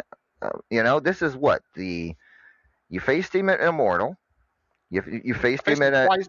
Yeah, I faced him twice for the title, for the world title. You faced him at Unyielding, right? Yep. Don't think you faced. Did you face him at Love Hurts? And I just faced old Teflon Sheik. Unyielding, Love Hurts, Immortal 13, Radiversary. Did you get it there? I don't know if I did at Radiversary. Let's take a look. I now, because I could swear, but then it's at this point it's getting to be like when you ask me what pay-per-views I fought Griff at. It's like, close your eyes and point at the calendar. It literally could be any one of these months. I've got a match with Teflon Sheik. Yeah, okay. So you did not face him at Radiversary, but you have faced him. You faced him at Cataclysm. No, you didn't there. Okay. Faced him at Love Hurts, faced him at Immortal, faced him at Philadelphia Freedom. So you faced him. This will be the fourth or fifth time in this year. So yeah, a few, and I'm sure you faced him before that. So you may have just as many matches with him as you do with Griffith at this point on pay-per-view. But at any rate, talk to me about your thoughts about facing Sheik. I think that I've at this point I've more than covered the way that I feel about the human being, and I think that honestly, I've probably given the man more due than anybody else that he regularly interacts with and has a lot of history with. I think that I've gone out of my way to be fair to the man in a way that a lot of people usually aren't, and justifiably aren't fair to him. Fubar City is different because I said this the last time you spoke to me, and it's been a while, so I might refresh people. It turns out to have been an accidental blessing that I lost my last World Heavyweight Championship match against Teflon Sheik, because I've made it clear for a little while, at least for the moment, I'm not in the game of chasing championships. I have nothing to prove to anybody. I'm not setting any records anytime soon over what Griffith has, and I don't want to set the Immortal off to start setting more records anyway, so I'm not looking to chase those titles. I'm safely ahead of anybody else. I'm kind of in this area where achievements don't really amount to much as far as the legacy of Paragon of Greatness goes. What I'm looking for now is to set things right in this company. You always want to leave something better than when you found it. I came to RAWF, and I think that I've done a great job of that over the time that I've been here. But that's a job that never finishes. You go in there every single night and you try to improve the place that you work. You try to improve this business overall. If the greatest company in this business is on fire, that's a tide that raises every ship. That's something that makes the competition better. That's something that makes all of the competitors better. That's something that makes the people who aspire to get to RAWF work that much harder to improve themselves to be that much better to get into this company. And I took a look around, and there are a few people that rub me the wrong way. They do things wrong. They've gotten to their spots in disingenuous ways. They've maintained those spots by thieving, bargaining, cheating, doing everything that they can to avoid the actual work. And that's what this is about. It's about cleaning up the trash, getting rid of it, and fixing. It's time to patch up some of the cracks here in RAWF, and the biggest crack of them all is old Teflon Sheik. I'm going into Fubar City, and I'm saying it was a blessing because I want to take that Fubar City championship from him. And hell, if he's able to hold on to the World Heavyweight Championship for a while more, I still want to take that from him too.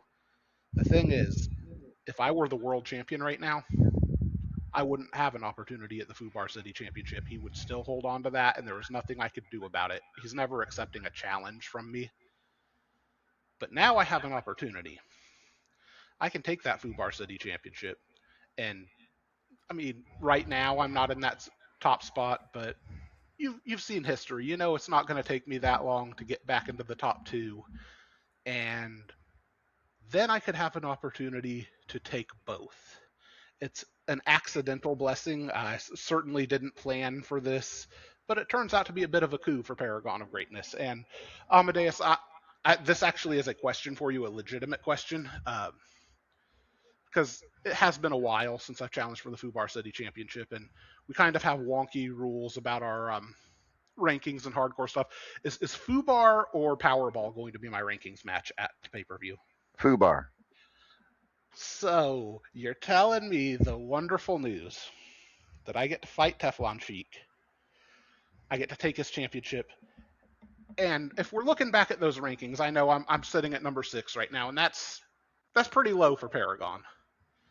But I think that those with a trained ear might have heard that out of all of the undefeated people, by match number 10, there are only 2 of them left.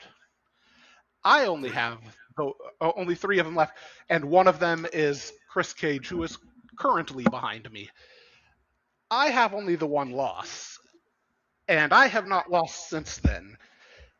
I'm just saying there's still a lot more of a shot of Paragon of Greatness getting back in that top 2 than you might realize from my current positioning, because a lot of things are coming up POG. I may have a rare opportunity to take that title from Teflon Sheik and in a smooth swoop through, claim the mayorship of Fubar City, take a championship away from the biggest piece of shit in this company, and land in the top 2 for an opportunity to come back for another shot at big old pile of shit Sheik. Well, you could, but tomorrow you have to face Destroyer.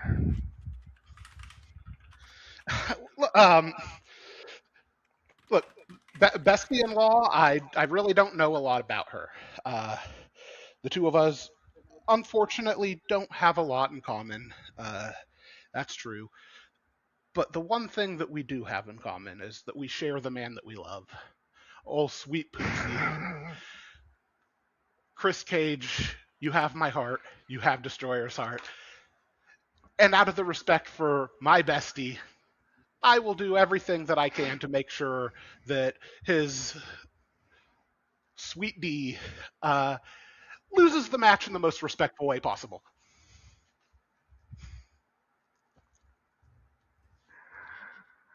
Alrighty then. With that being said, Did he good call luck. her Sophie? He did. Oh, she's gonna kill him. But I have to give my bestie-in-law a good nickname.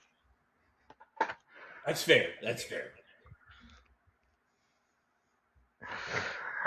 All right, Paragon, thank you for your time tonight. Appreciate you very much, and we will talk to you hopefully next week before the big match between you and Teflon Sheik. And respect out to Billy Gunn, huge match with him as well. Absolutely. Alrighty, that was the Paragon of Greatness. Next up, ladies and gentlemen, a visit from a new man, Joshua Marcus Caliber. Let's...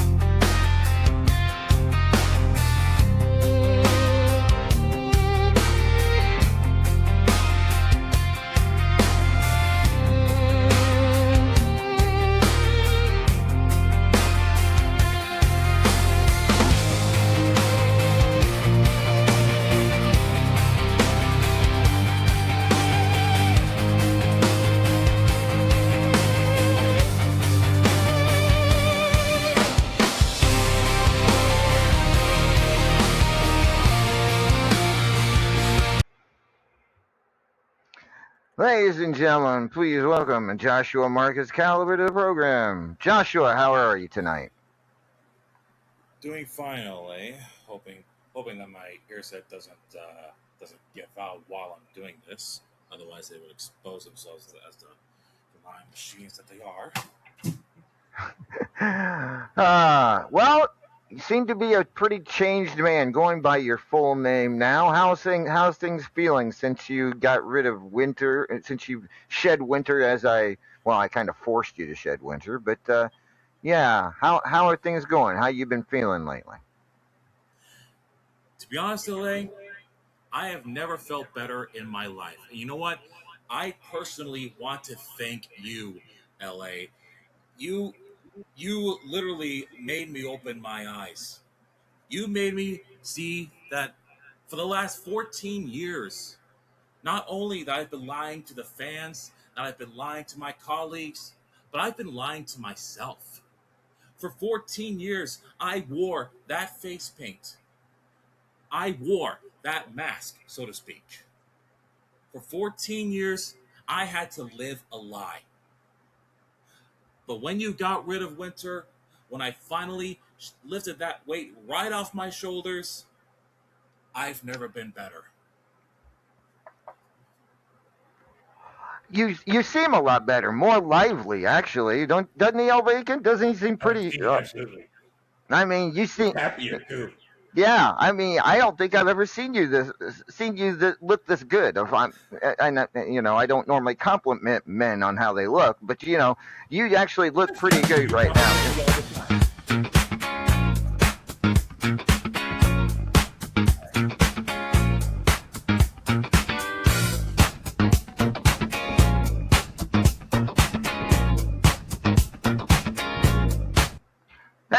Hey, hold on a sec. Hey, Joshua there, you. Hey, how you doing? I'm doing fine. What the heck do you want? Do you realize it's my time right now? Yeah. I'm sorry about this. Sorry about the interrupt. Dude, I need a tag partner, man. You help me out. Help a brother out at Tropical Aggression. Tag with me against Luke. Wait, let me get this straight. You want me to be your tag partner against the power player Luke Cage? Yeah. Come on, man. I've asked a lot of people and nobody wants to do it. Come on, help me out, man. You're a Hall of Famer, right? You're a new man, right? You know what? You are right about that. Yes, I am. Yes. Technically, I am a Hall of Famer, but here's the thing, all right? In the Hall of Fame, you see the plaque that's on the wall right there. You'll see the name Mark Caliber, okay? Yes, that's technically me, but it says Mark Caliber. Mark Caliber is dead. That was the lie that I had to go through for 14 years, but he's gone. Okay. So is that a yes or a no? I'm just to ask, be sure. Well, I'll tell you what, man. I'll tell you what. Ever since rediscovering myself, I made it my mission to expose those who have masks themselves, even if they don't wear masks physically, because it's everywhere. Movie industries, game industries, even politics. They all hide behind masks. They all hide their true motives. And I can tell you right here and now, that's the exact same thing that Luke Cage is doing right now. I can see the mask that he wears. I can see that he's hiding the true motives that he has within him. And I'll tell you what, Randy, as long as you're willing to help me, I will personally, gladly expose them on your behalf. So if you want a partner, count me in. I will see you at Tropical Aggression. Yes, thank you. That'll work. We can do this, man. You and me. Taking on the power player. I love it. We're gonna get him. We're gonna get him at Tropical Aggression. You're going down there, Luke. You hear me? You're going down.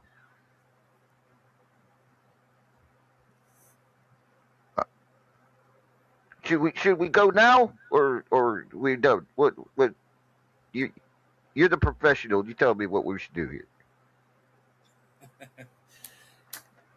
We can do whatever you want. You want to stay? You want to leave? Want to prepare for a match? You want somebody to Yeah. train you? I'd be more than happy to do so. Oh, I'm good there. I got my own regiment. If you know what I'm saying. All right, fair enough. Yes, it's called a lot of beauty sleep. That's what it's called. But anyways, yeah, let's go talk. Let's go talk about this. We'll make some plans, if you will. All right, let's go. All right, El Vacant. See? El Vacant. Oh yeah. What the hell just happened? You've just lost another wrestler. He gonna die. Tropical aggression, ladies and gentlemen. And apparently it will be Joshua Marcus Caliber teaming up with Randolph Mortimer Draw against the power player Luke Cage next week at Tropical Aggression. All right, so it might be a little soon, but so when Randy gets killed in that match, do you have anyone lined up to take his job? Because I have this nephew that's really trying to break into the industry.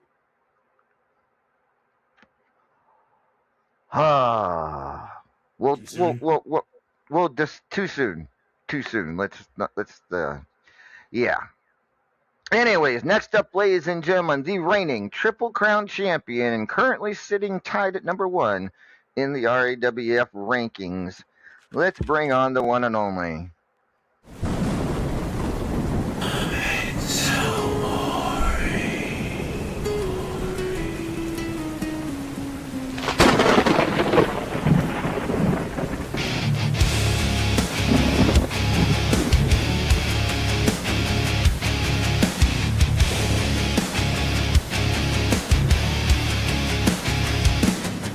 From shadows deep, he rises, a warrior born of fate. We're stealing his eyes, the tempest shall not wait. Memento mori.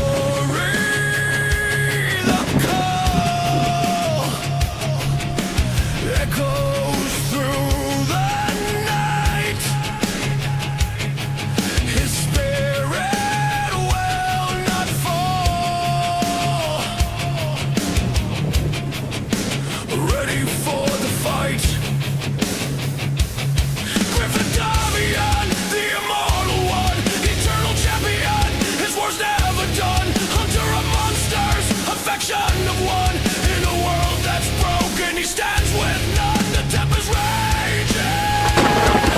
His head held high. An immortal legend that will never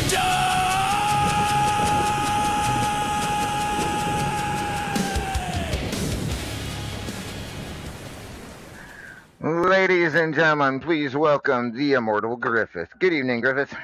Good evening, Lord Amadeus. Well, now, where to start with you tonight? Yeah, where to start? I mean, we've already discussed the Triple Crown title match at length over the last we've known for a couple of weeks now that was going. Hobo, Jay, and Seismo, both tough competitors. Jason trying to make his way up that RAWF ladder. And of course, yeah, it wasn't. No, it wasn't. And Hobo, of course, well, we know what he's capable of. So, any final thoughts? Anything you'd like to say to them? I think they're both out there. I hadn't noticed Hobo, but I know Steve is not Steve. Sorry, I know Jason's out there. Because apparently, Maeve was trying to throw Ann at him. But yeah, look, I think I've said everything I need to say. Wrong place, wrong time, wrong guy. I have a very specific goal in mind, and right now, you guys are one of the last real barrier standing between me and it, which means you gotta go. Yeah, I mean, Not they're personal. as it stands right now. I mean, if things keep going the way they are, you're going to be. It's going to be important for you to win that, to retain that Triple Crown title match if you want an opportunity at the World Heavyweight Championship, no doubt about it. So, but I mean, we shall see. It's going to be Statistically so. speaking, the way things are going right now, because you mentioned as of match 10, there are only 3 people left undefeated.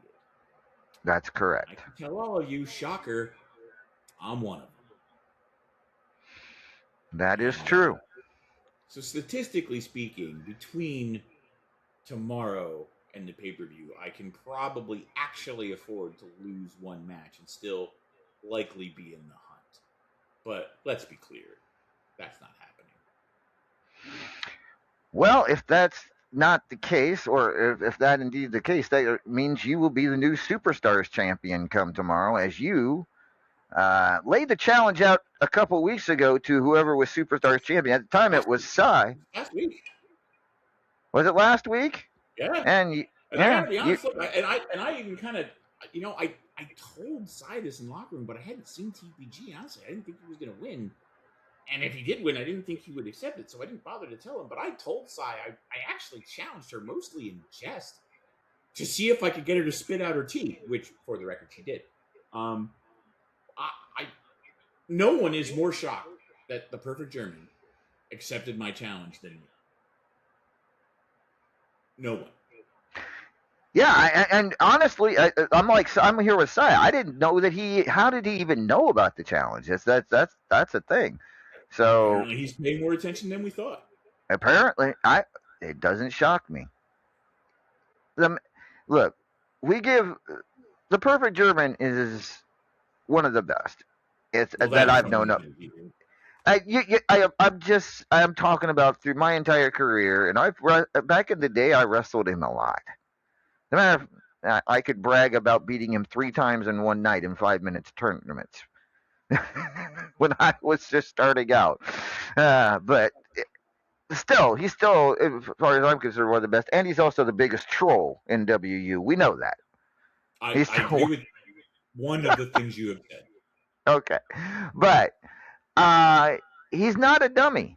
That's one thing I can honestly say. He's not stupid, and he keeps tabs on things when he wants to. He's smart. He is manipulative. He probably has one of the best tape libraries of anyone in this sport.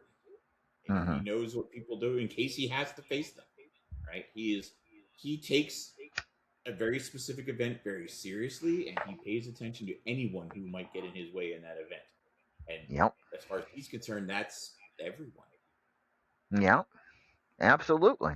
He is. Yeah, absolutely. And it also probably doesn't help that you kind of had words with him in one of his previous matches. Did you not go down to ringside and have a conversation with him in one of his previous matches before that? Maybe. It's possible that happened. Yeah, it's not possible. It did happen. I was there. It's possible that I had a conversation with him. It's also more than possible that I was down there at ringside for the match with Cy and gave him a bit of an earful. You did, and so he was well aware that you were, for some reason, he was well aware that you were keeping your eyes on him. So he decided to do the same, and he found out about the challenge, and he, surprisingly, I'm as shocked as you are, accepted it. Well, you know what? See, the more we talk about it, the more I think maybe I'm not, or maybe I shouldn't be surprised. Because if there's anything TPG is, you're right, he is smart. He is calculating. He's actually quite skilled in the ring, but there is something else he is that often outweighs those things to his detriment. And what that is cocky. And, he tries to tell people who are, the actual pillars of this company that, he's never heard of them and not their jobbers. He in his head believes at least half of what he says. right? And he needs to maintain that, or everything crumbles underneath him. So I think he felt he needed to set this challenge to prove a point, not to me, not to you, not even to the fans, but to himself. Because he's been told since the day he stepped into RAWF that he would sink here. Because what he does in the Indies, what he does out on the circuit, won't work here. But this is a different level. And he's heard it literally since the moment he joined. I think he wants to prove those people wrong. And what better way to do that than to defend a title against the franchise? I mean, that's true. That's true. And personally, for me, this match between you and him is a pay-per-view quality match. I would love, this is a match I would want to see on pay-per-view, but we're getting it tomorrow on TV in Albuquerque. And yeah, I'm excited for it. I look forward to this match, and it's funny. I could have just been like, no, I wasn't serious and not taking this match. And maybe for everything I'm working on, maybe that was the safer bet. Now I don't know who I would have had if I didn't have this match, but I mean, PPG's no joke, right? Like I'm not gonna sit here and say that, this guy's not a threat. This guy's a jobber. This guy's what was your new song? Block jobber. Yeah, that song is not about the perfect jerk. So, maybe my arrogance is in my way, but I decided, you know what? What better way to make sure that I am in shape to go take titles from people than by taking a title from someone? True enough. But at any rate, so you've got that tomorrow. You've got the Triple Crown, and of course, right now, at the top of your game, at the top of the rankings.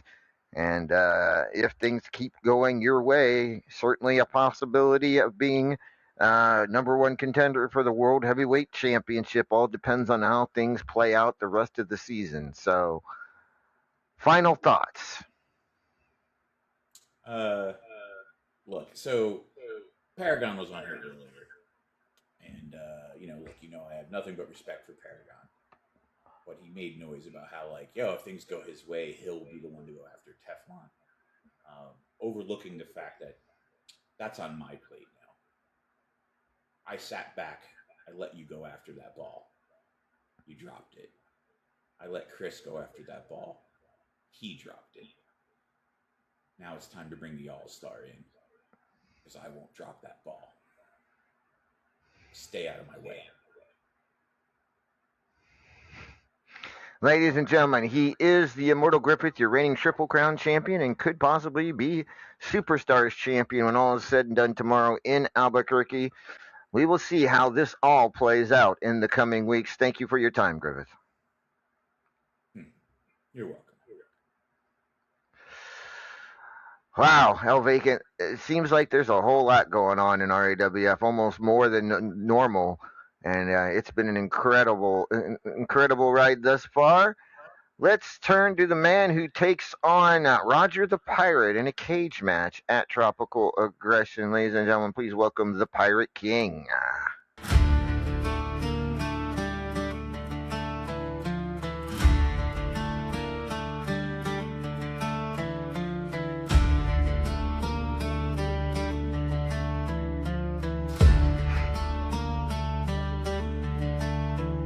The moon was a coin on the cold black tide when the hot black water king came to claim his bride. His sails were stitched from the shrouds of the dead, and the sea turned red where his ghost ship led. The gulls fell silent as the night grew still, and the waves curled back like they feared his will. The wind cried low like a widow's plea as his lantern burned with misery. Oh, row, boys, row, for the tide runs grim. The Blackwater King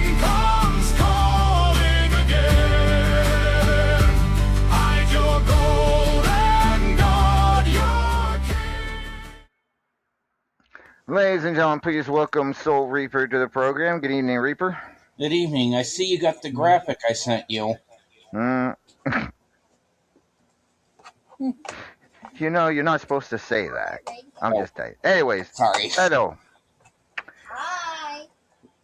Hi. Who was that? Sorry about that. I got a needle. I think it's the parrot.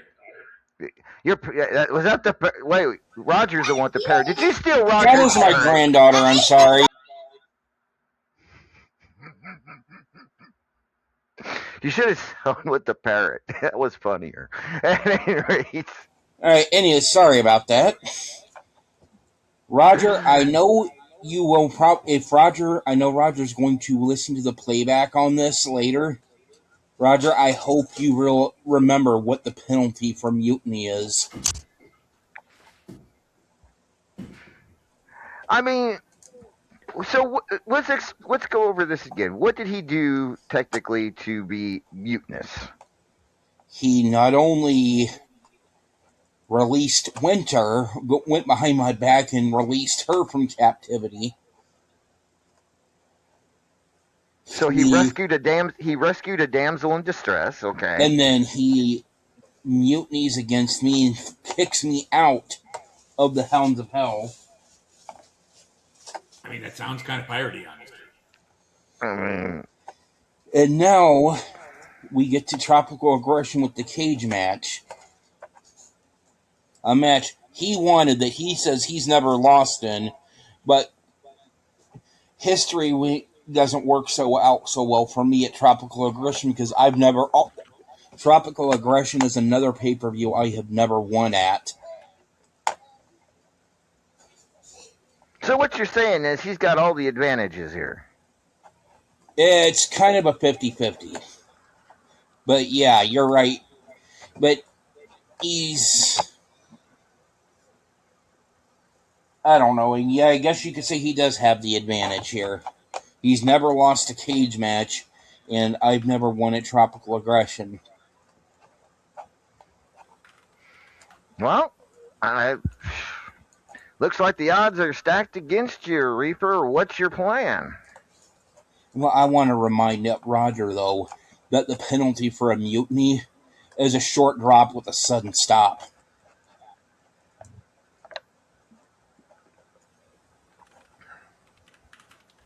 Well, I guess we find out if indeed that is the case at Tropical Aggression. And yes, I may not have the best win-loss record, but in RAWF, but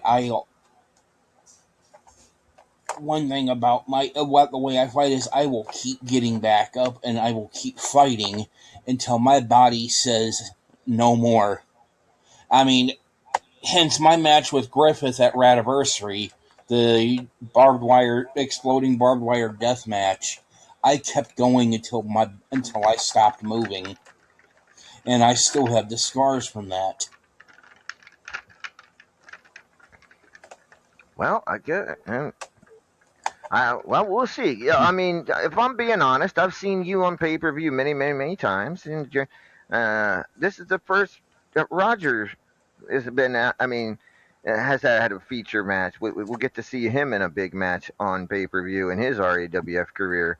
And considering, I've heard a lot about Roger the Pirate in USL. I've never seen him do much here in RAWF. Oh, he's no slouch when it comes to fighting. Mm-hmm. He can scrap with the best of them. All right. Well, we find out at Tropical Aggression if he indeed can step up and show us what he's made of against you. And then once I'm done with him, I've got some unfinished business with the idiot that put me on the shelf for 6 months after Radiversary with that punt to my skull and then jumping off the Jumbotron. What, your son? Oh, yes. He and I are going to have some words come Graveyard Smash. I thought the two of you kissed and made up. Oh, no. Did you not Did you not see what happened on Superstars After Radiversary when he tried to kill me? I did not see that, or I don't remember it. I Of course, got punted a in lot my happened then. skull, and then he tried to finish the job by jumping off the jumbotron onto, I forget what that was. He had me on the where he took the swan dive off of the jumbotron. Okay. Well, we'll deal with that when we come to it. First, before that, you got to get through Roger the Pirate in that steel cage match at Tropical Aggression. So. Oh yeah, I'm going to deal with him, and then I'm going to deal with my son. All right, sounds good. Sounds good. Well then, Reaper, appreciate your time tonight. Hate to cut you short, but we are That's running fine. a little long. Still got a caller or two to talk to, and so good night to you and good night to your parrot. Yep, I'll do it. That was the Pirate King, the Soul Reaper, ladies and gentlemen, set to face Roger the Pirate in Pirate versus Pirate in a steel cage action at Tropical Aggression. Next up, ladies and gentlemen, it wouldn't be a party without him. Ladies and gentlemen, please welcome.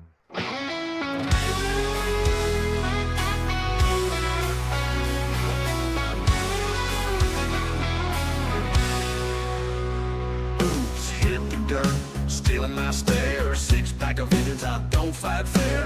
Rattlesnake blood running through my veins. Mess with the best, you'll be feeling the pain. I'm a renegade, born a ball, raised on rage.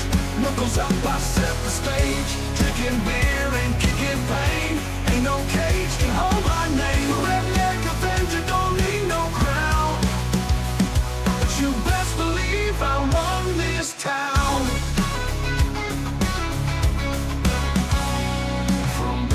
Bars to the square circle. Ain't no rules when I raise this hurdle. I don't tap out, I don't back down. You cross my line, you're going down. Ladies and gentlemen, he is the rednecked one. He is R.A. Redneck Avenger. What's up, R.A.? You still awake? Woo! Somewhat, so forth. Man, damn it. I tell you, though, whenever you save me for last, I'm drinking the whole time. So, I mean, you get what you get, brother. Yeah, you've been hanging out since the start of the show, as we heard when you first early on. That's a very polite way of saying you did this to you, LA. So, how many cases of beer did you go through in that last couple of hours? Just curious. Hell, it wasn't beer. I went through some whiskey. You know, I've discovered this wonderful thing.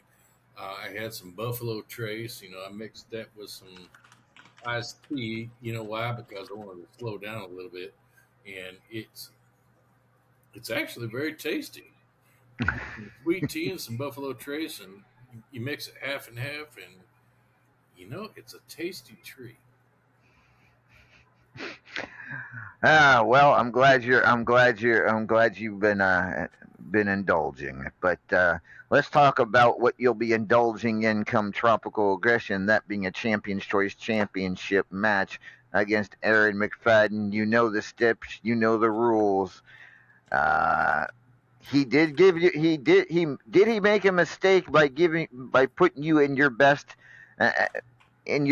fighting style, if you will, despite the fact that you can't use defense and he can.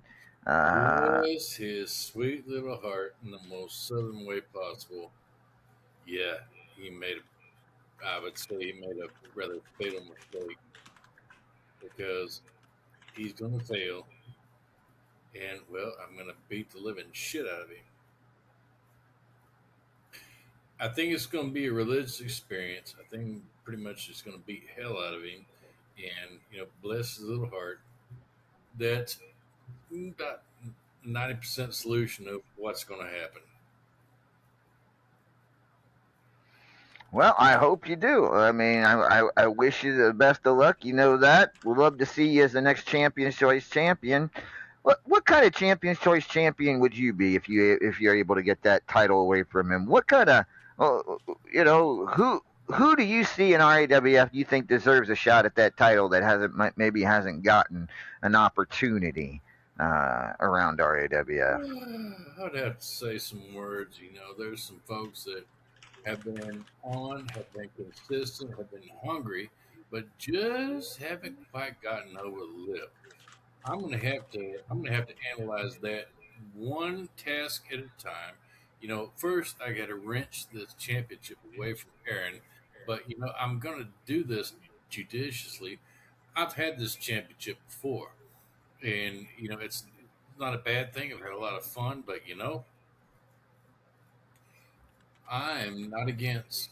I'm not going to be one of those that like makes where you got to use one move and I have full reign of whatever I want to do and blah blah blah. Make it where it's completely impossible for someone to do it. But you know, I want RAWF hungry people to be able to have a legitimate shot at a championship.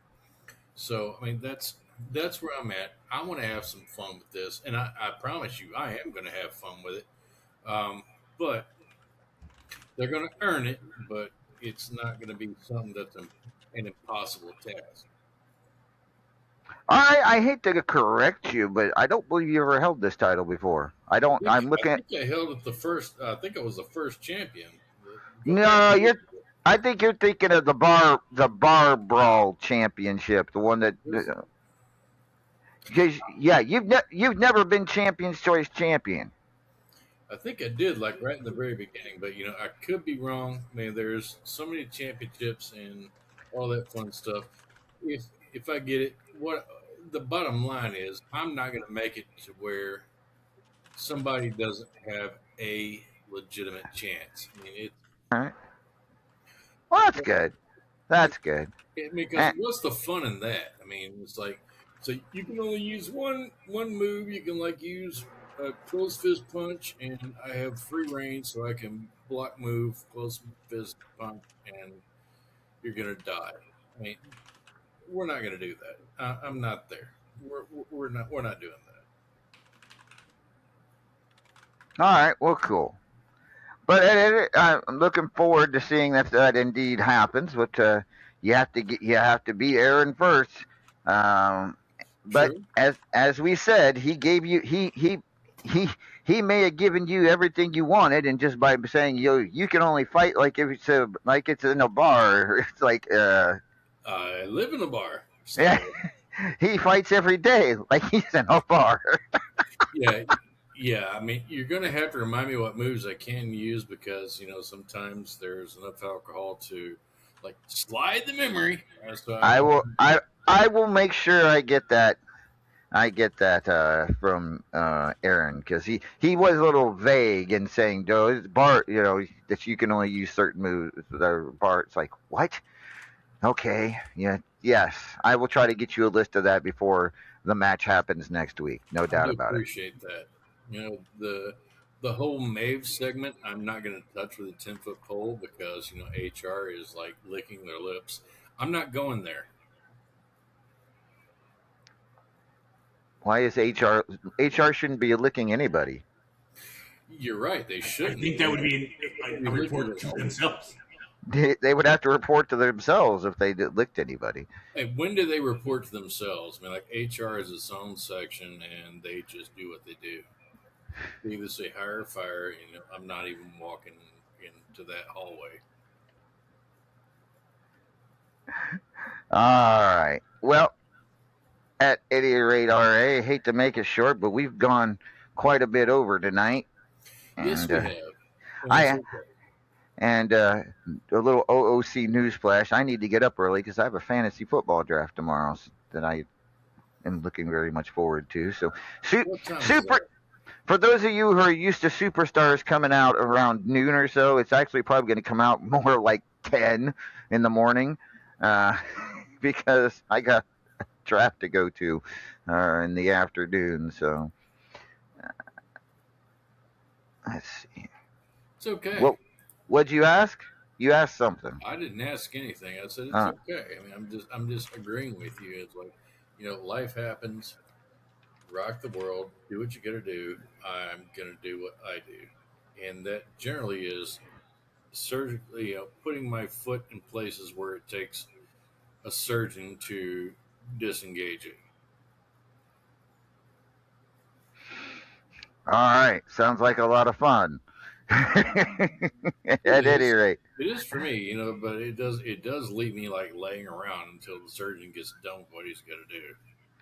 fair enough. El Vacant, anything you'd like to ask RA?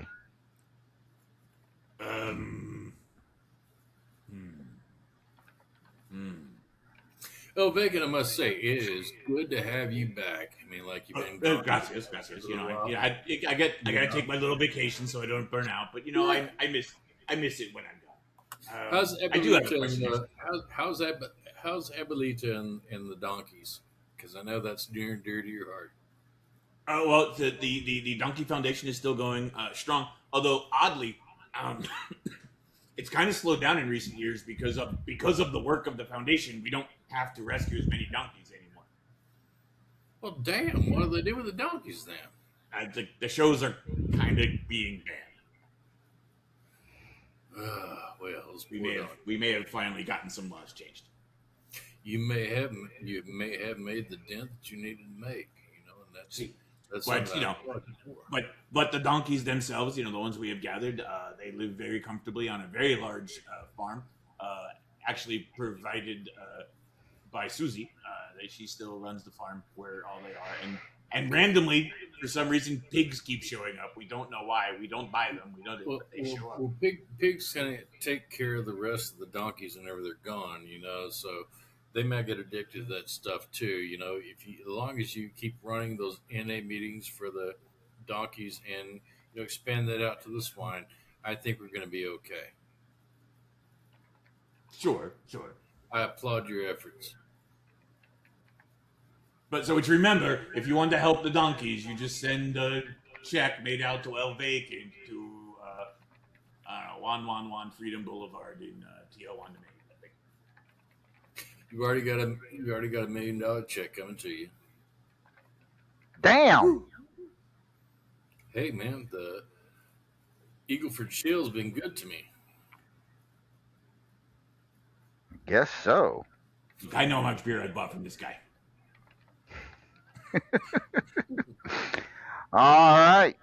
Thanks for your time tonight, RA. Appreciate you, and we'll talk to you again whenever you decide to show up. Absolutely, my friend. It's always good to be here. All right. That was Redneck Avenger, and I believe that's our last caller of the night. Appreciate everyone who joined us this evening. Just a reminder, next week, Tropical Aggression live from Aztec Stadium in Mexico City. Next Sunday night, we'll be live on air to discuss everything Tropical Aggression. If you haven't gotten into the Tropical Aggression sports talk scene and made your prediction to get into the Tropical Aggression Fiesta tournament, you still have a week to do so, but exactly a week, because if you don't do it by next Saturday night, because that's when I will make the tournament and get everybody into it. All right. El Vacant, any final thoughts? Anything you'd like to discuss? I'm still taking ideas for American classics to be serving while we're in Mexico from the truck. So if anyone has ideas, feel free to throw them our way. Especially from hey, I'm from Arkansas and this is our really big dish. I'm trying to be very authentic in different states. So you feel free to to send me a message. Let me know if you think there's something that needs to be represented while we're in.